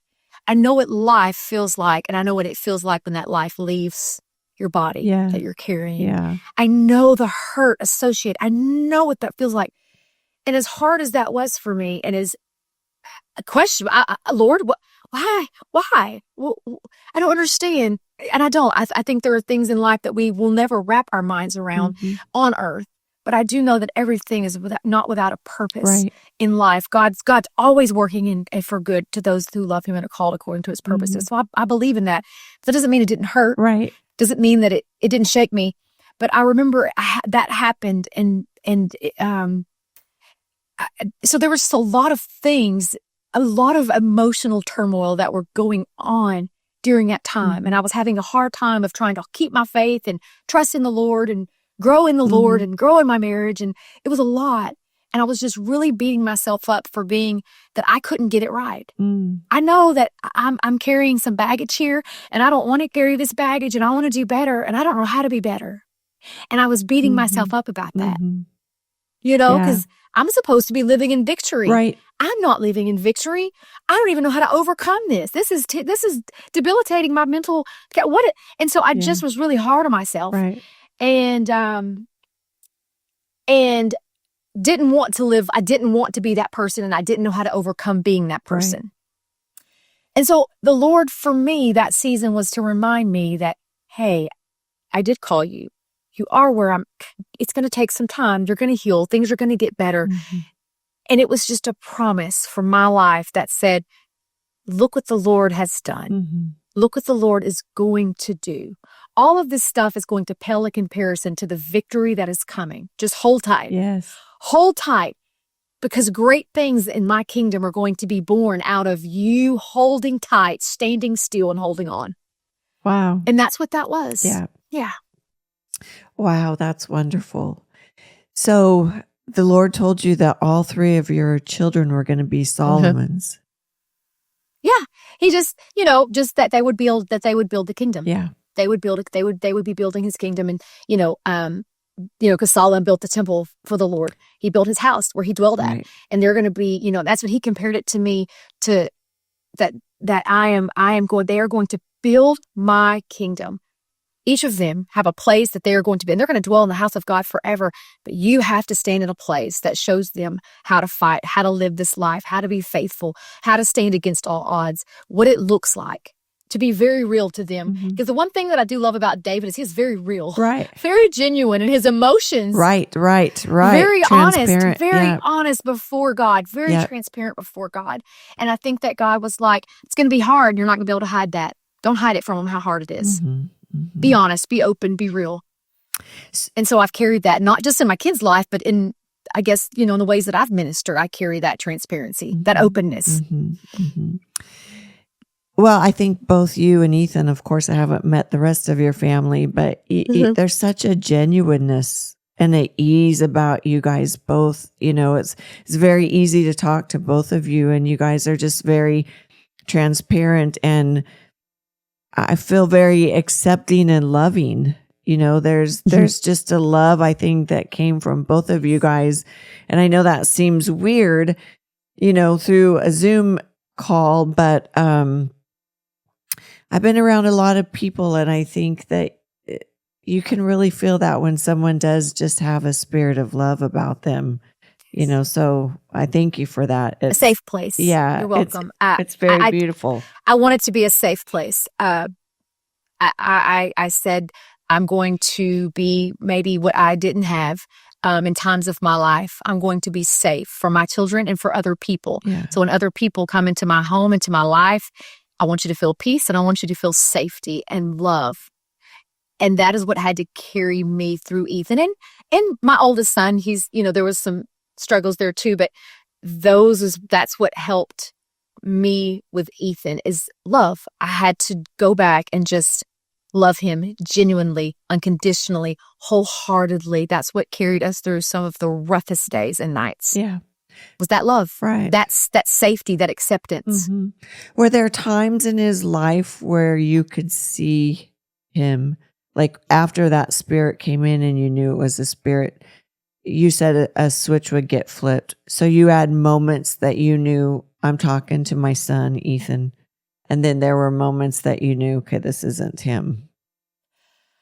So I never knew that, that it was, that there was a level of possession. I knew that he was heavily oppressed, drugs and things like that. And there were moments that I just didn't, you just go, this isn't Ethan. This is not that sweet child, that loving, kind, considerate. That's not what is happening. What changed? What is so deeply hurt in you that's causing these things? And so there was always just this desire to dig beneath that surface and figure out what is the root issue, what is causing all of this anger and this hatred, because that's not who he was. Right. That's not how he just wasn't him. And we, as the addiction played a huge part of that, which that was a huge part of his life, and that is driven from a spirit that wanted to take him out. Right. And so we always confronted it with, that's a spirit of addiction that's talking. That's not Ethan. That's not Ethan. Right. So how did all of this revelation finally come to surface? So, he was a senior in high school. He was 17. And it was close to the end of the year. I believe it was February. It was February of his senior year. So he was about to graduate in May. And like I said, he had never, he had gotten in trouble. Like he had gotten in a fight in school, but nothing major. By the grace of God, nothing major legally or at school happened that went on his record. But toward the end, when the Lord was set on, there's deliverance is coming, and my hand's in this, and my purpose is about to be shown of why this is, happened, and all the things that I've allowed for him to go through. Ethan started getting out of character more so than it was like it was building. Yeah. Just this energy kept building and building and deepening the levels of things that he would say and do. And I remember a couple of weeks before at church, he was just in and we were very like, sit down, just be respectful to the house of God. You don't get up and walk out of church when, out of school, out of your seat, sit down. We're not gonna do that. We're gonna be respectful in the house of the Lord.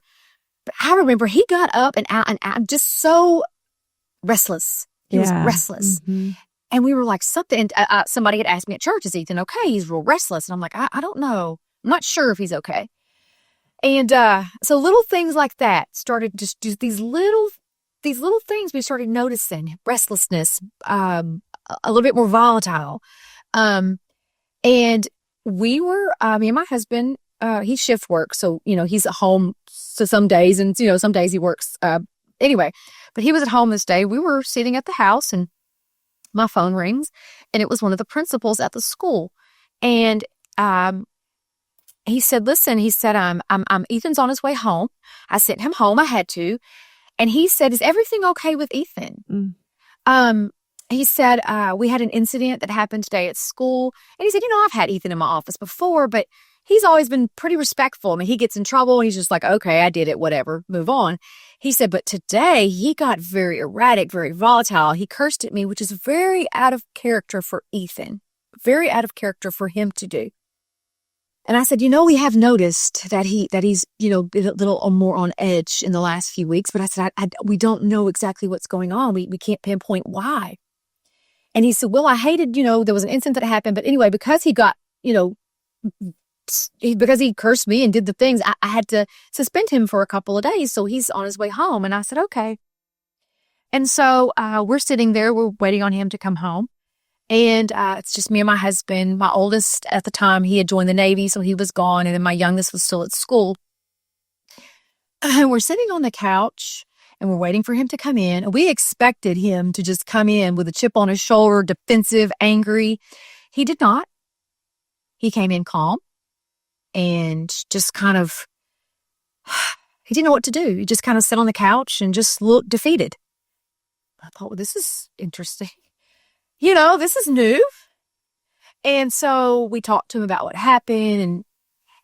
And then and I don't remember what point of the conversation that we were having with him, because it was such a different Ethan. It was not defensive. It was more open and honest and wanted to talk. We were very careful and made sure that, we told him, obviously that behavior is unacceptable, but what's going on? Let's talk about, what's going on with you? Why do you feel the need to be acting out?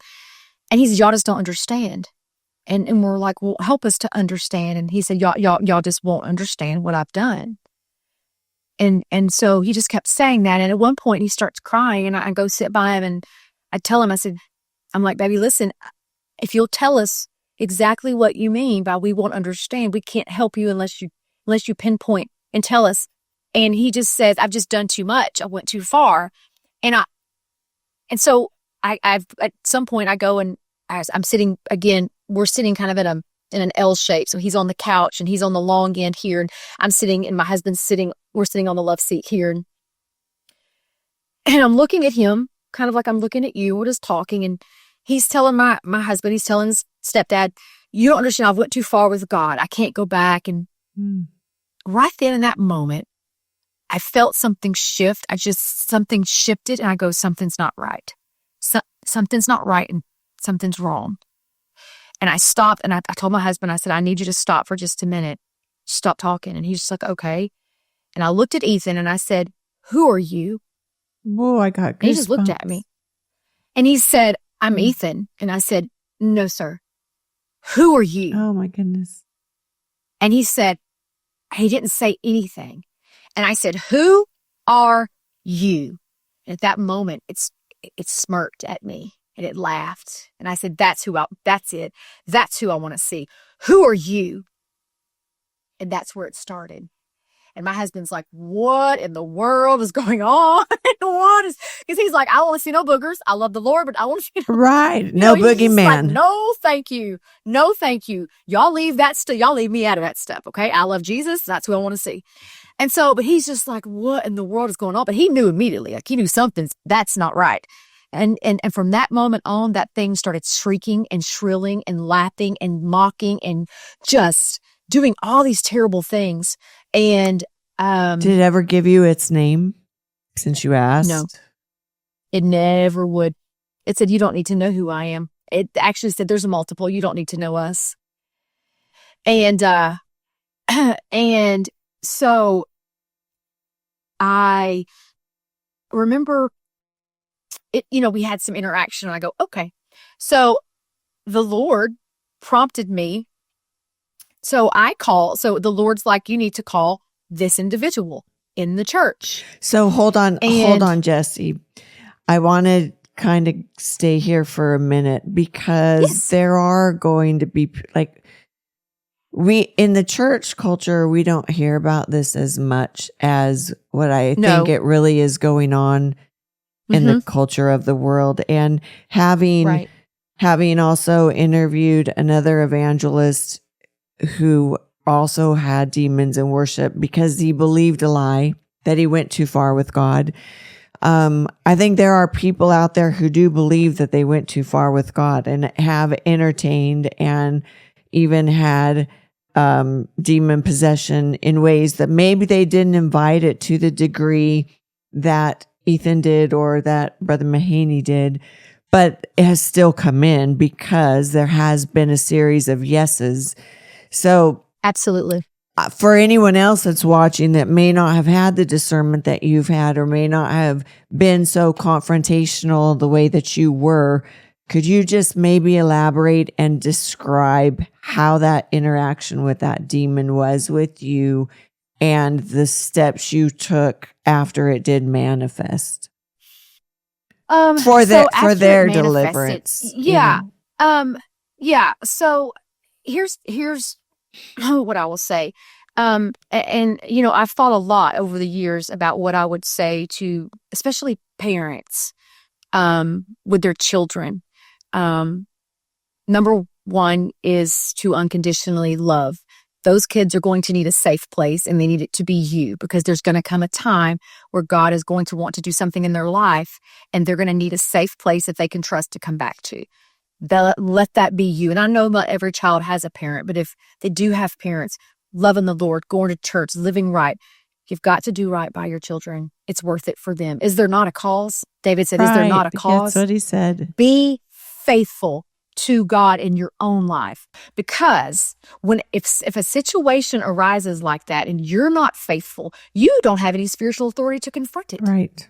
Your child will suffer because God won't allow that opportunity to fall into your lap, because what are you going to do about it? You're not walking in any sort of authority to deal with it. Be faithful to God. Be who you say you are. Live right. Act right. Love the Lord wholeheartedly. And so we all have a measure of discernment. I think, was it Paul that said, pray for discernment. So I think that we all have that. We all have that capability. There's the gift of discernment. We don't all have that. And I understand that. But there's going to come a time, and it may not look like oppression or possession, but there may come a time where you're going to be the voice and the heart of Jesus that your kids need in their life at that moment. Don't miss that opportunity because you failed to do what God called you to do. Yes. And so that's what it took for that moment to unravel the way it did, is that I stood firm in what God promised me. Not just that, even if I didn't have a promise, I'd still have to say, but I trust you, Lord, no matter what this road looks like. I trust you. I'm going to live for you. No matter who else does or doesn't, I'm going to serve you. Right. And so in that moment, in that moment, I was a vessel for my child, a safe place that the Lord knew things could be taken care of. I can trust them with this issue. It's time. My purpose has revealed itself. His lesson has been learned for whatever Ethan needed to learn through that process. And now it's time. And so, like I said, it was a shift. I felt it in the atmosphere. The God just spoke to me, and something's wrong here. Something's not right. That's not right. And that was the first glimpse. And it was just the Lord. It wasn't anything to do with me. That was God. Yeah. That right there in that moment, I knew it was not drugs. I knew it was not mental illness. I knew there was something seriously wrong in that room that was evil, that was vile, that was against Christ. I knew that in that moment. And it happened so suddenly. I didn't have time to think. I just acted in the Holy Ghost. Right. And so when I called it out and it realized, but that spirit had been fighting me the whole time. Right. Had been battling my spirit, the Holy Ghost, the entire time. It had been battling me, hated me. And so, so who else to confront it? Obviously, it knew who I was. Right. Now, God said, we're about to turn the tables because she's about to know who you are, and your time is up. And so, so when that happened and it realized everything's out in the open now, it would hide a little bit. It would want to go back in, and when Ethan opened up and was so transparent and wet before us and said, I've done too much, I've went too far, that was the spirit lying to him, because it didn't want deliverance for him. Correct. Yeah. It did not want him to get delivered. Right. So it's telling Ethan lies. Right. You can't get delivered. Nothing you say right now is going to matter. Right. And so that was born from the lies that Ethan believed, that I've went too far. And for us to keep on, to go, no, we had to keep digging, keep pressing, keep going. We didn't just say, well, okay, well, maybe we'll just read the Bible tonight and just tuck you into bed. We kept pressing. There's no way you're going to believe this lie. We're not going to allow it. We're going to talk about this. We're going to open this up. And the one thing that I found spirits like to do is hide. They don't want you to confront them. They don't want you digging, because you're going to find too much and know too much. But we did. We kept on. And it would want to hide whenever I called it out, and then it made itself revealed. And then it would go back in and it would do these weird little, it would laugh or it would cry. And I'm like, stop it. I didn't tolerate the nonsense because it's very, it will toy with you. It will play with you. Mm-hmm. It will try to mock you. It will do all kind of things. You just shut it down. I'm not playing with that. And no, I rebuke that in the name of Jesus. Be quiet. And so there were times I just didn't allow it to speak. I didn't allow it to come out. I didn't allow it to rule the house. This is the Lord now. The Lord lives here. You don't run the show in this house. The Lord does. And so you just kind of had to be first. Spiritual authority. Mm-hmm. Right. There has to be a measure of spiritual authority. And that only comes by a life lived with Christ in fullness and wholeness. Right. So this moment on the couch, it was revealed, but he didn't get delivered in that moment. Not that moment. But it was the moment that Lord you realized that this is recognized this is what it is. Okay, now we know. Okay. Now we know what to do. Now you and can that is when fight. the Lord said, and now here's what you can do. So he directed for me to call an individual in the church that, and the Bible talks about some things come out, but only by prayer and fasting. Right. Again, I had no idea. I don't know who's praying and fasting in the church. They don't write me a memo and tell me. Right. And so I don't know. And he specifically gives me a name. I'm like, okay. So I call this person and they're like, have you called Pastor? I said, no, he's my next phone call. The Lord directed me to call you. And he said, I'm on my third day of fasting. My fast ends tonight. And I go, that's why the Lord had me call you. And so I call our pastor and I let him know. And he says, listen, we're out of town, but we're on our way in. As soon as we get back, we're going to be there. And so I walk in the room and they know things. Don't ever think that the enemy doesn't study and know things. Oh, yes, he does. Yes. Mm-hmm. I don't give credit to what there's not more powerful than God, but they study you, they know. And so it looked at me and said, oh, what'd you do? Call Brother Wheeler, the pastor? And I said, no, actually I called so-and-so. And that thing let out a scream, like it was horrific. It was blood curdling. Wow. And I said, because you know. And so prayer and fasting. Yeah. And so these individuals, it came to our home and they came and they prayed. It was a long ordeal. It fought them, resisted them, called some of them out for things that they had done, and because you don't show up to cast out a devil with sin in your life. Right. I don't know if I can reiterate that enough. Spiritual authority. Because you have to have it. I mean, the Bible talks about how, that they went to cast out the seven sons, Sadducees and seven sons of Shiva. And they took their clothes and they embarrassed them. Yeah. You will be humiliated. And how sad is it for an individual who needs deliverance, maybe not even on that level, but they need deliverance and you can't offer it to them because you don't have the power of God because you're not living right. That's sad. Very sad. That's sad. Yep. We're not perfect individuals, but we should strive to not, live in a life that's displeasing to the Lord. And so, it just did a lot of things, but it was cast out. And our pastor got there and he prayed with him and he heard him speak in tongues, and Ethan was on the floor just for hours, just praying and just the Lord was just doing things in his life. And you'd have thought, oh, that's it. Boom, done, wrapped up. This is good, ready to go. Deliverance is sometimes a process. Yeah. And sometimes it's a process. Not that Ethan was not delivered from possession that night. The spirit left, but there were aftershocks. There were still things in his life that he had to overcome, spirits of addiction. Those things we have to fight those. We have to want to leave those things alone. Right. We have to walk away from those things. Because that's in our flesh. That's in our flesh. It's in our flesh. Versus the spirit. The spirit that was in our spirit. Right. That can be, God delivered that, God him rid of that, but there's other things that will come and hold on. So that happened. So I think, was it the following Sunday? He had been baptized when he was a little boy, but our pastor said, this is a big deal. Let's rebaptize. I think it's a good idea to fresh start. new creation in Christ.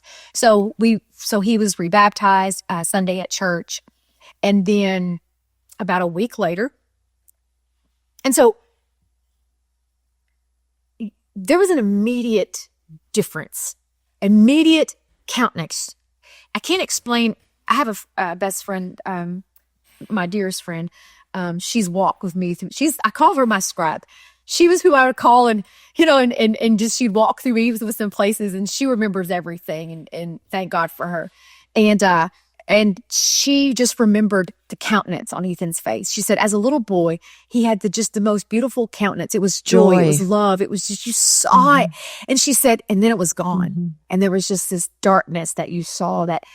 And so that's what you saw. There was a countenance change on him, that you just saw that little 8-year-old boy before life hit, before those hard decisions came, before anything happened. You saw that again. You saw the joy of the Lord on him. And so he had been delivered. He got baptized. He goes back to school. He gets in with one of his friends. They go and do some drugs of all sorts. I mean, you're talking about, and one day you do all these different drugs, all these different things. And I get a phone call, and I had no idea. I had no idea they had left school. I had no idea. And I get a phone call from one of his friends, and she said, hey, I just needed you to know Ethan was here with some friends.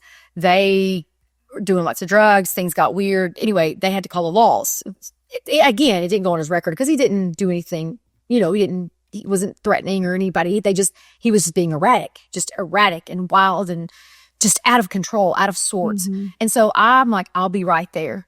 So I jump in my car. I'm like, Lord, he's been delivered. We're not, no, right. I don't accept this. Right. Absolutely not. Right.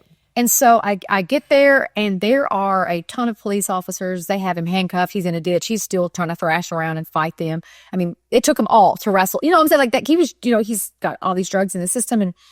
And I get there, and he's on his knees, and you get, if with the Lord, you're especially with your children, deliverance, desperation, you don't care who's there, you don't care what it is, it doesn't matter. Me and the Lord, I'm going to trust him to take care of this, and we're going to operate in spirit here today. That's what we're going to do. I showed up. I'm not looking at this through a fleshly lens. I'm looking at this through a spiritual lens. That's what this is about. So I jumped out on a car, I walked right over, and I put my hand on his head, and I said, peace be still in Jesus' name. Immediately, just stopped, just like a little puppy. And so one of the police officers was like, where were you at 10 minutes ago? Where were you at? And so they said, he's been doing lots. He said he wasn't harmful. It's just he was scaring some folks. Like, we're not pressing charges. He didn't do anything like that. They're like, but we did call an ambulance. He needs to go to the hospital. We're scared he's going to overdose. So they put him in the back. They got him in the ambulance. I followed. They got in there. There was tons of drugs. They did all kinds of the stomach charcoal pumping and all that stuff to make him vomit, all the things to get the drugs out of his system. And I think you've heard some of that story, from him in the hospital that night. Just a whole other level. Wasn't even like we were on this world anymore. We were not in earth. We were literally felt like we were in the pits of hell. They were fighting for his soul in that hospital room. I've never felt anything like it before or after. Can you briefly describe that for people who may not have listened? And if you're watching and you haven't listened to Ethan Logsdon's story, please go back and watch his episode that we recorded. But I want to hear from your perspective that part. It's and I can't even describe it. We were they brought him into a room. They did all these things, So at this point, he's in the hospital pumping his stomach because they're afraid he's going to overdose on drugs. Overdose. Right. Yes. They thought that he would. I mean, he had a ton of tainted blood. He had a ton of different things. I don't remember now what all they were in his system. And we were in there, and it's like we got in an elevator and dropped below the earth's surface all the way into the pits of hell. It felt unnatural. The room, the temperature, the room, the atmosphere, everything. It's like it was a normal hospital room. But if you would have pulled back the curtains, it looked like you were in a cave. It was wet and it was dreary, and there would have been things crawling on the wall, and it would have been dark, and there would have been eerie sounds. It was like we were in the pits of hell. I've never felt it before or after that. And I'm like, we're in a whole other dimension. We're in a spiritual realm here that I have never been in. And it was so odd. And so the nurse would leave. And so there was times where we were just there after that happened. They got him stable, and we were in the room, and there were 2 security guards that were there. They were black uniform. One of them was Middle Eastern. One of them was Asian. And the little Asian man kept coming into the room. And every time he would come in, Ethan would get erratic. His blood pressure would spike. His heart rate would just go up. He would become, and here again, they have already pumped the stomach, gave him the drugs should have been, they were gone. Out of his system. Yet he still has this out of his system. This was hours later. But there's still this erratic, odd, something's wrong with him. He's not normal. What is going on? He's in this place in his mind where he's not even sane. What is happening? And every time we would get him still and resting, that little Asian security guard would come in, and I didn't know what was going on. He would get Ethan all, in an uproar and get him just, everything would be unstable again. And he'd walk out, and Ethan reminded me, I had forgotten at what point I had a cup of water. I don't know, I had some water. He drank out of my water. That's so, it's so out of care. It was the weirdest, oddest. And I'm going, it's like you don't even, it was like he didn't know how to human. Okay. Well, plus I think he was being aggressive, like showing you, he was violating your territory, violating our territory. you. He was in our space. Absolutely. Absolutely he was. And I just go, I don't even remember. I just was like, what do I say to that? And he'd walked out of the room. I'm like, he just drank out of my water. Who does that? So such arrogance. So odd. And oddity. Yes, Who does that? And so he comes back in, and at one point, I'm like, Lord, there is something going on here. Something's wrong. And the Lord finally, I was in the room. He came in, and I happened to turn around, and he was over Ethan's bed, and his face had contorted. His mouth was drawn back, and he's grinning. He was leaning over. He was harassing Ethan. Yeah. And I looked at him. I said, get out of this room. Get out. And he just turned to me. He just smirked. And I said, get out and don't come back. And he left, never came back. Now, meanwhile, ahead of all this, the other security guard, the military, had been walking back and forth, just watching. Never come in the room. Kept watching, walking. And when we get ready to leave, and I remember, Ethan being in this state of, they've got the drugs out, but why?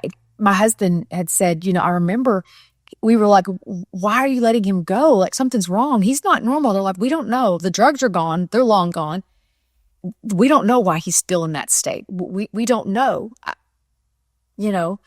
and we're like, is something happening? I mean, is that permanently, what's going on? But I was like, I think it's spiritual. It's this whole episode is spiritual. And, we took him home. The security guard, the Middle Eastern man, told me, he stopped me. He said, listen to me. Don't stop fighting hell. And he said, don't stop doing what you're doing for your son, because you're fighting hell for him. And I knew, and I'm like, yes, I am. I mean, it was just there was a feeling, there was an interaction. It was otherworldly. Yeah. This was not just somebody trying to give you good advice. Mm-hmm. This was a battle between good and evil, and those 2 security guards, whether they were human or whether they were angels, I do not know. They knew. Right. Something's wrong. Obviously, the guy was either possessed or he was a spirit. Yes. Right. We don't know. Right. We don't know. But there was definitely it was a spiritual, everything in that room that happened that night was spiritual on a whole other plane. And so we left and got him home, and it was just a wild night. He didn't sleep. It was a wild night. He literally, I think, was in the fight of his life for that spirit of it just fought him all night. And we stayed up with him all night. We prayed with him. And I just remember going, Lord, he was delivered. Like, what in the world is going on? I saw it with my own eyes. I know what happened.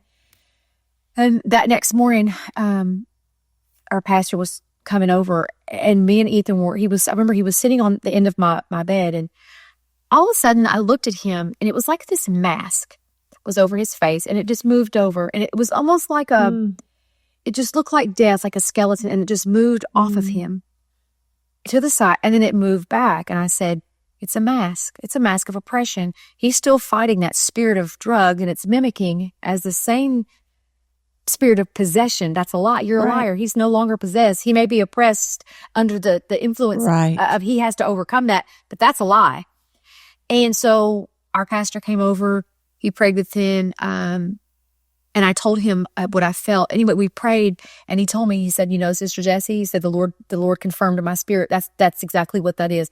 He's been delivered. That's a lie from the enemy. But he told Ethan, that's going to be something that you have to make up in your mind. You have to fight. You have to walk away from those things, let them go.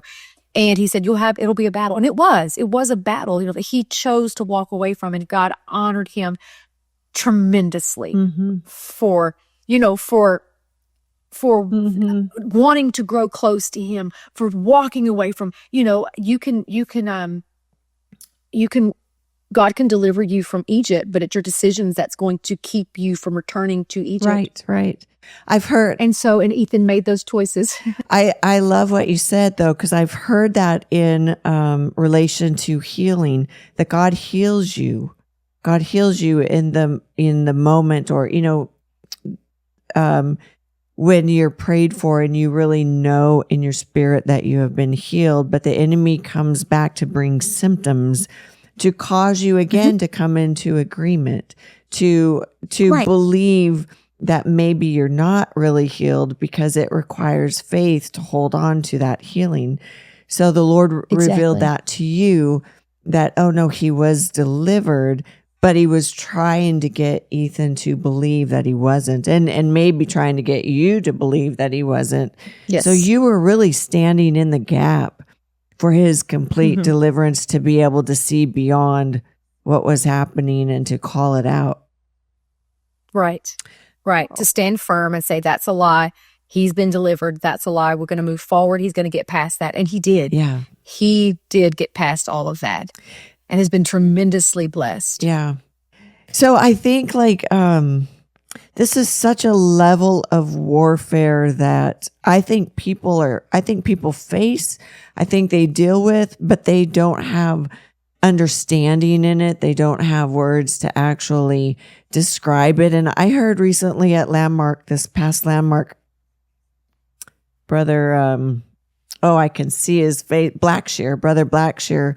Yes. He preached about contending for the faith, and he talked about the wrestling of the enemy, and he showed, he brought someone on stage, and he showed that the Bible says we wrestle not against flesh and blood, but against spirits, the verse in Ephesians 6:12. But he showed the proximity of the wrestle, that I thought, we've been told this scripture our whole life. We've been taught this as Christians, but we don't really have a grasp of the close proximity of the spirit realm that we're actually wrestling with. And I feel like you described it so well, what you were dealing with as a mama, what Ethan was dealing with as a soul, the real battle of the fight for our soul. And so what do you say, Jessie, to the church body? Because for people listening, they're going to hear this and think, wow, that is so uncommon. That does not happen to everybody.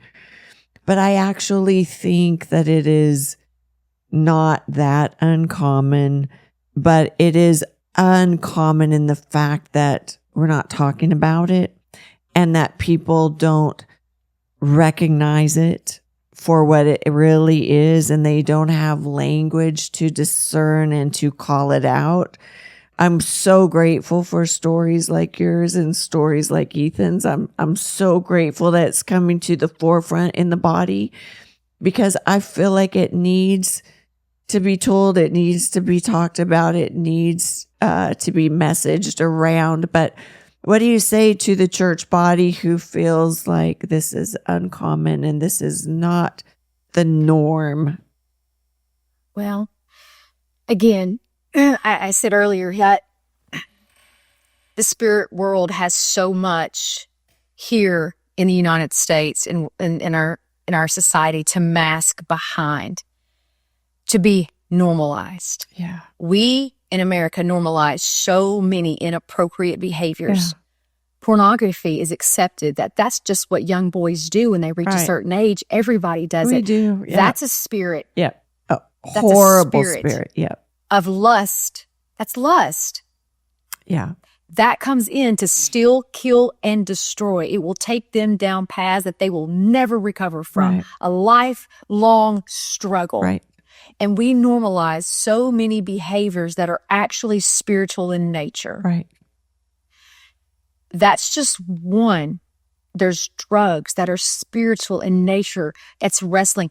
Here's my thing, is that if it's not for God, it's against God. Exactly. That's what the Bible says. If it goes against the nature of God, that it's an enemy to God. From a spirit realm. From a spirit realm. Absolutely. Correct. Yes.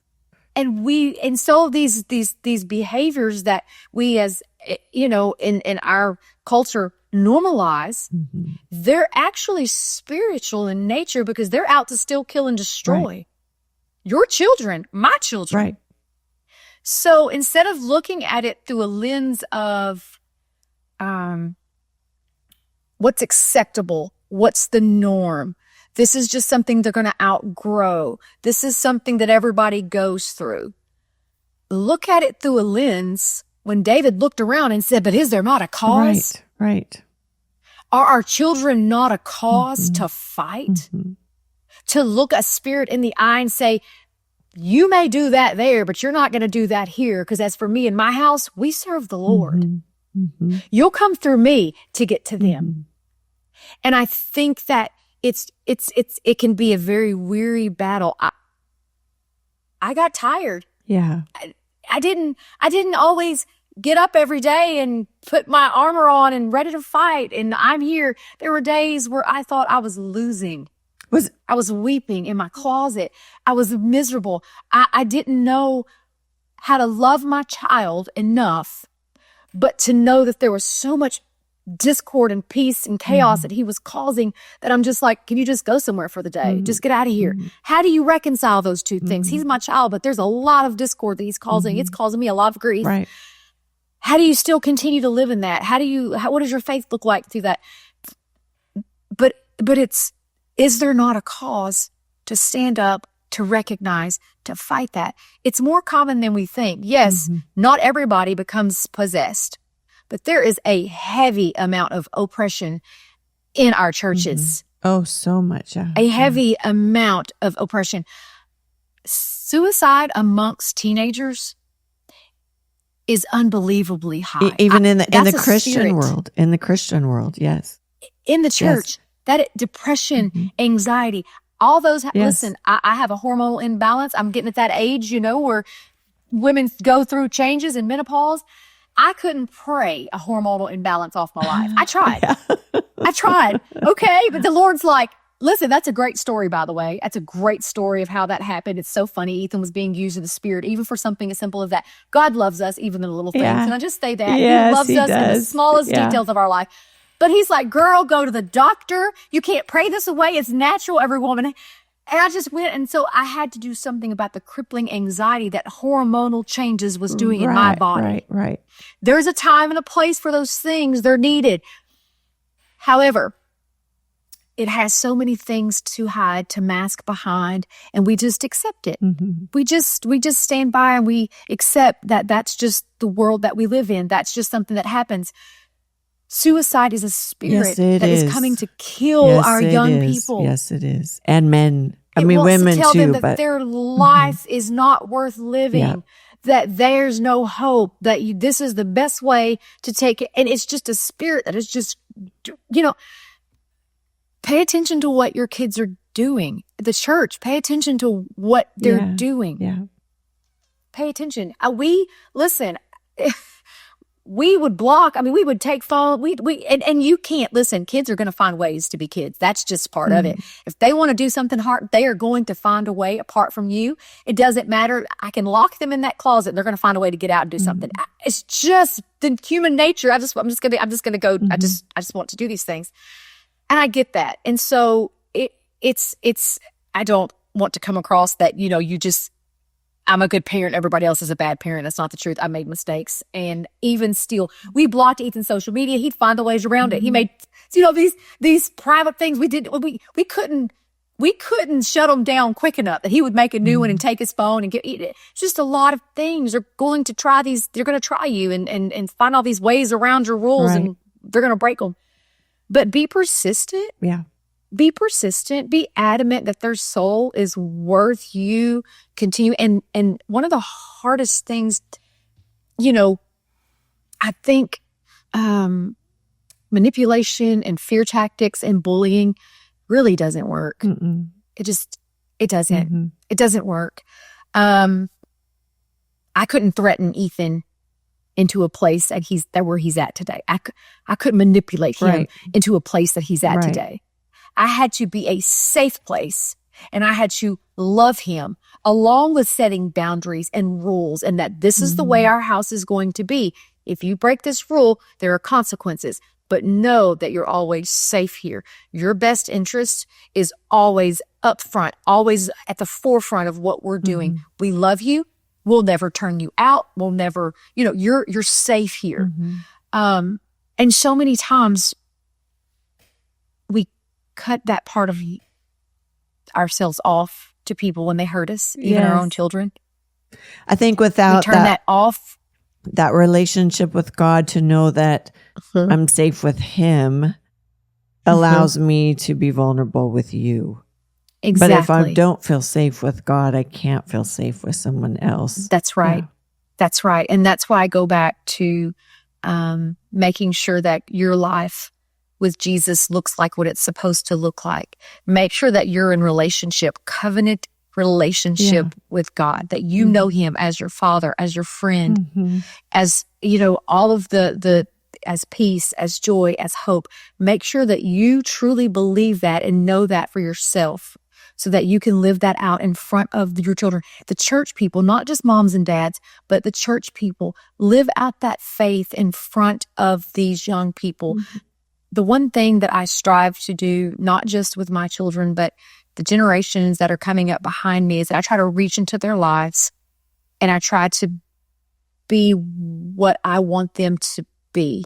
I want them to be more than me. I want them to have more than me. I don't want to see them struggle because I struggle. I'm going to pave a way for you. And I hope you don't struggle as hard as me.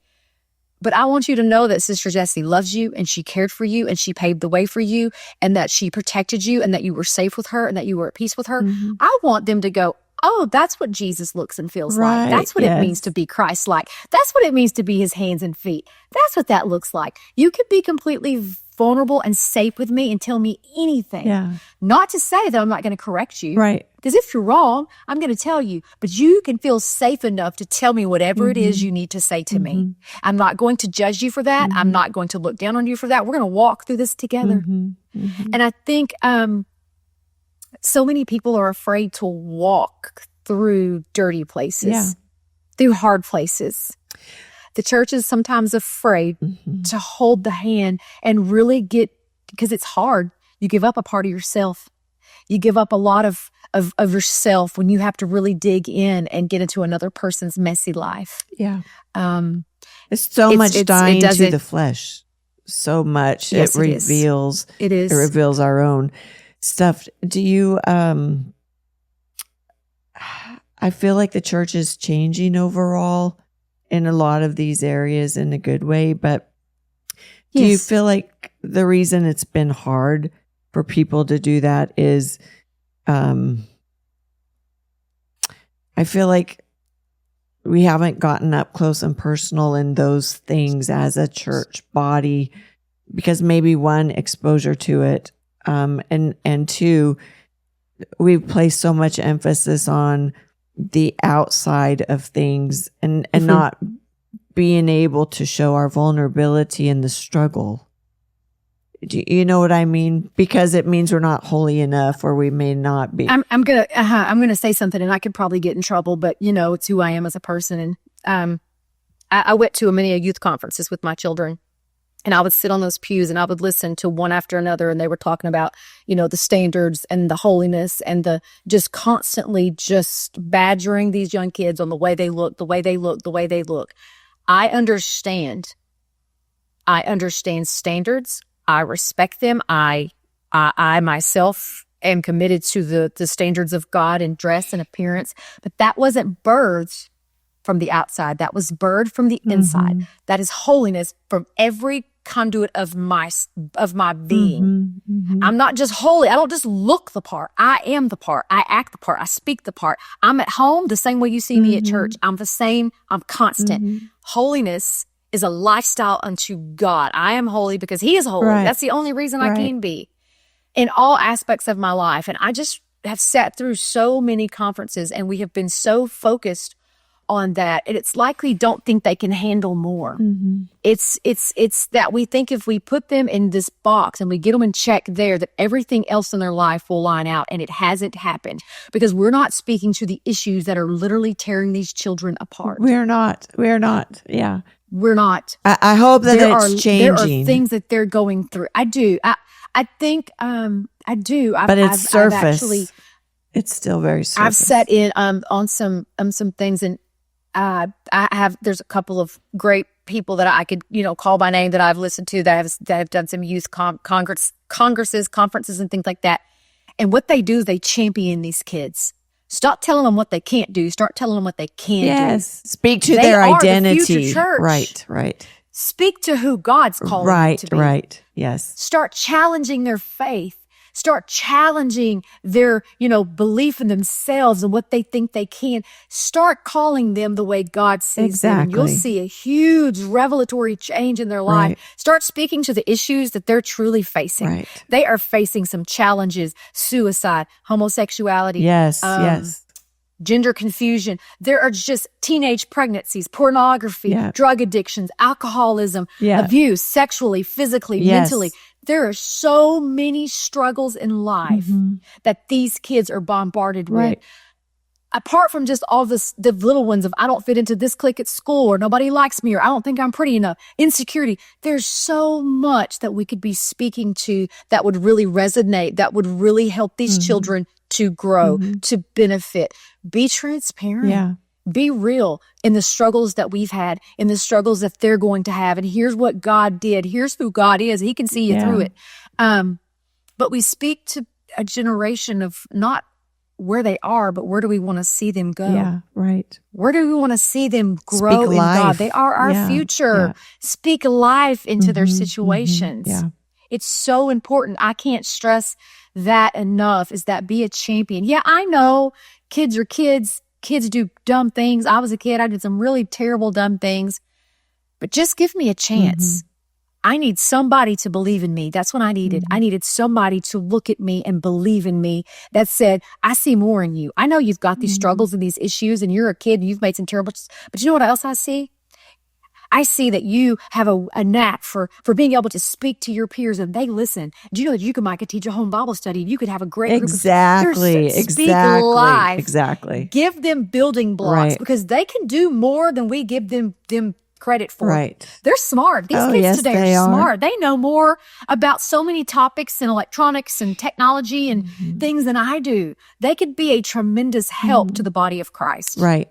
Totally. They're not too young. Yeah. They've got some issues, but let's believe in them. Right. Let's really get behind them and champion that generation, and stop just being like, oh, there's all, wanting to they want to get in trouble. They want to cause trouble. They want to do this, and they're all confused. And maybe they are. Right. But take them by the hand. Let's grow with them. Right. Let's help them grow. Right. Yeah. Because like you saw a picture in a photo album and said, I don't want this, based on the looks. And I think that the more I talk to people, there's stumbling block to coming back where the Holy Ghost is flowing. I mean, every backslider who comes back is always for the one reason. There was something there. That's where I found the Lord. That's where I met God. That's where I felt something, right? But they're so stuck on what it looks like, because I don't mean this in a negative way, but I feel like it's been a long time since we've offered them something beyond the outward appearance. And if we could offer them the power of God, the move of God, the everything that you're talking about, then then the appearance isn't going to be a stumbling block anymore, because there's something more there. There's something real there. Something more. And there is, and we know that there is. And I think, obviously there is, but we do get stuck at that barrier. And so I just desire to see that change for these conversations. Absolutely. The Lord didn't work on my outward appearance. He worked on my inward appearance first. Yeah. And that graduated to what I look like and wanted to represent on the outside of who I was as a person. And this is what I want to represent when people see me. I want them to look at me and think a certain way about me. I want them to see the holiness that radiates from the inside on me of the outside. But it didn't start because I changed what I look like. It started from the inside, and that graduated to the outside of me. Right. Yeah. I said, this is what I want to model. This is what I want to represent. This is who I want to be. Because I've seen a lot of people who look real holy and they act real unholy. Right. So that don't tell me anything. Not just my appearance. I am a firm believer in standards. I practice them. However, that's not only what makes me a Christian. That's not how you know that I'm because you could talk to me and I could be hateful. I could just be mean as a rattlesnake, and I may look the part, but I'm not behaving the part. Yeah. Yeah. I'm unkind.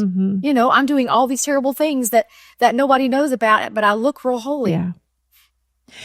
Do you feel like your church there is more inclined now to the spiritual realm, to deal with the spiritual realm, to operate in a deeper level of the spiritual realm, having gone through what your family gone through? Yeah. So our pastor is very open to that. I mean, he's not one to shy away from, he knows there's a spiritual world that we fight. He's very open to that. And if you tell him hey, it's something, he's like, absolutely. Or he will, witness that in his spirit. Absolutely. That's exactly what's going on. So thankfully, that was a support system for when Ethan struggled. And when and I could call them and say, hey, this is what's going on. He's like, oh, absolutely. I firmly believe that and he shared stories that one time he was preaching and he said, I saw a glimpse of it. It looked at me from Ethan. He said, oh, there's something there. So he's very in tune with that. And so thankfully, because he walks and operates and believes, if there's a deeper level, this is not just the flesh world, this is spirit, this is not just natural, this is spirit. It's helped a lot. Yeah. And so we do, we're able to, I think probably, if I took a poll of people that, I never really thought about that, but honestly, it probably did encourage a lot of people in our church to see that transformation because they all saw it. They all saw how he was. Yeah. They might have not seen the most terrible things, but they saw some things, and to then see the transformation, I think it did probably make us all dive a little deeper into the realm of the supernatural.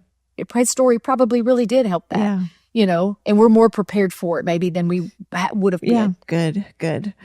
I always end with this, and I think you've already spoken to that. I always ask two questions. That is, what do you want to say to the backslider that's out there, which you haven't answered yet? And what do you want to say to the parents, which I think you did? But I want to leave you with that. What would you say to the backslider that's still struggling? They want to come back, but they don't think that they can, or they get tripped up on the standards and are afraid they'd have to conform. As sad as that is a huge reason why people don't come back. What would you say to them?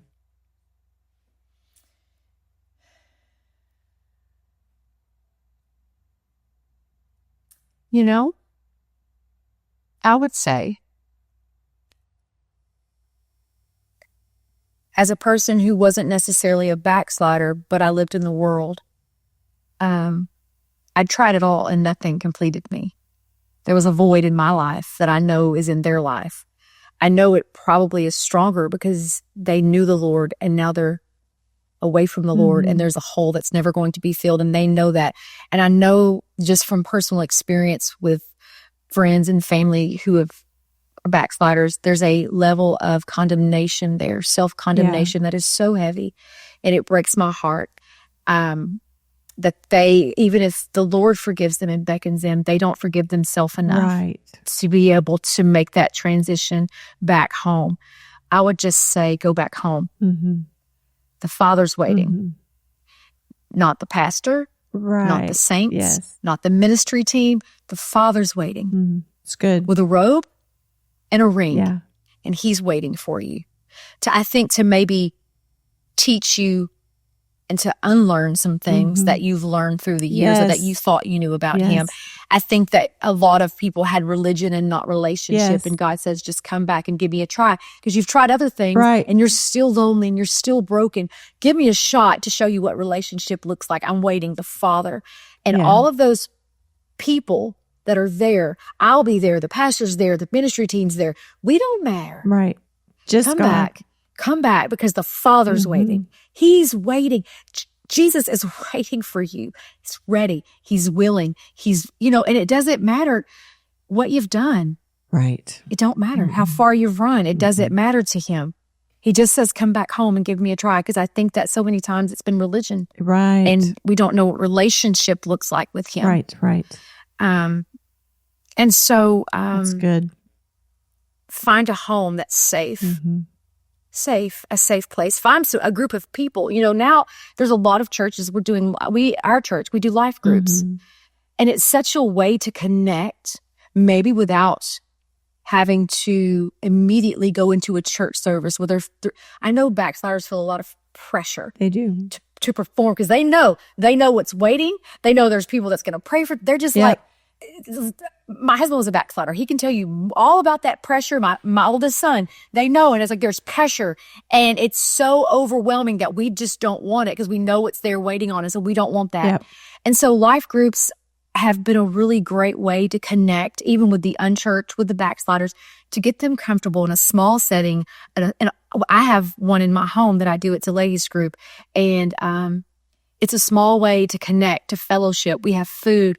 We talk about the Lord. We share struggles. We do life together.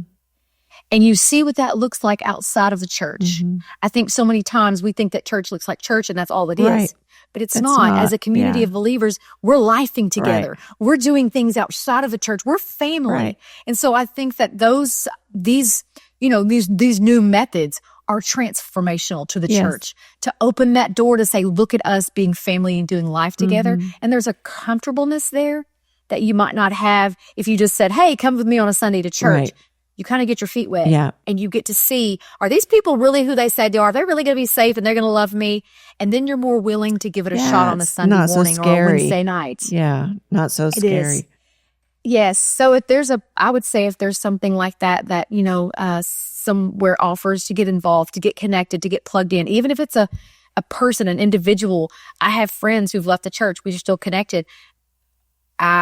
Have coffee with that person. If you feel safe with that person, call them up, have coffee with them, meet with them once a month even, and just let them love you. Love you back to the Lord. Let somebody love you back to the Lord. That's what I would say to the backslider.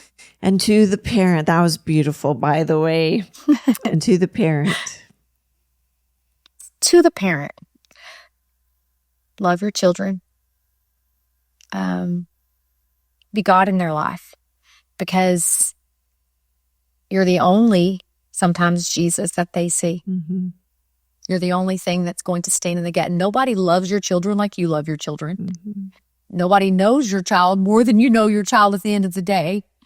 And the one thing that is should be actually a wake-up call is that the place in Scripture where I don't stand accountable for your life, I don't stand accountable for my husband's life, but I will stand one day accountable for my children.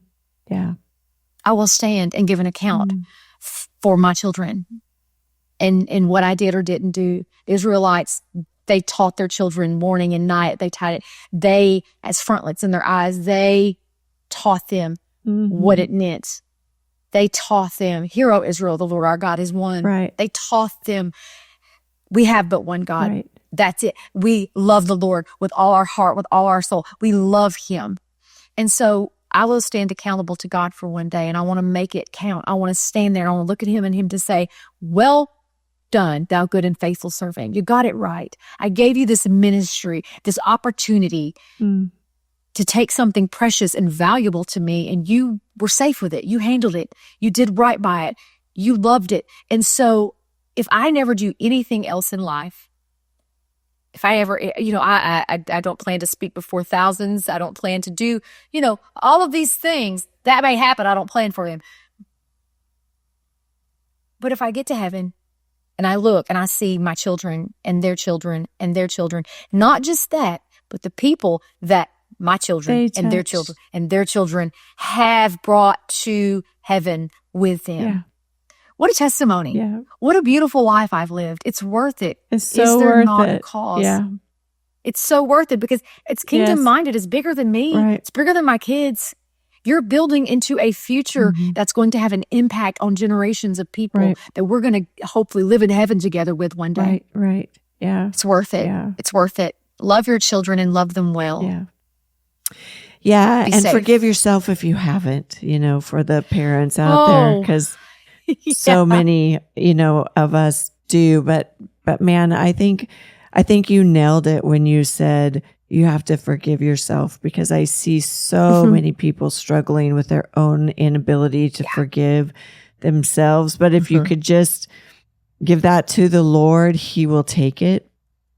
And absolutely, forgiveness is often, I feel, so supernatural. We can't do it in ourselves. But man, I just love your family. I've only met two of you, but what incredible people that you are, and what a work that God has done. And I'm just so grateful for stories like yours, because it is just the work of God and people who let God work in them and through them. And I feel very honored to have met both of you. And thank you so much for sharing your story with me. Yes, that you're very welcome. Yeah. And I'm not ashamed to say that I'm proud of my children. I think sometimes we hold back. I'm not ashamed to say, look what the Lord has done. Yeah. My children are lovely. Yeah. They're wonderful. They're kingdom builders. I love them. I'm going to encourage them. I'm always going to be their biggest fan, always. Yeah. They won't always get it right. I haven't always gotten it right, Yeah. but I'm always going to be their biggest fan. Yeah.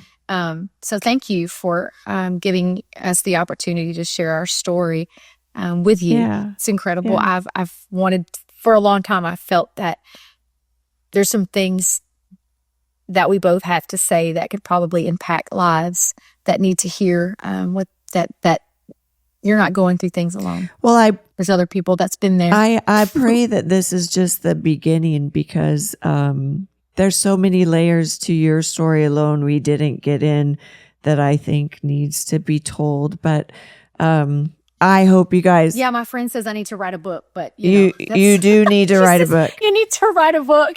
I know, she keeps getting on to me about it, and I'm like, I should. I have sat down and started, and I'm like, I don't know where to go from here. Nope, never mind. And I'll walk away from my computer.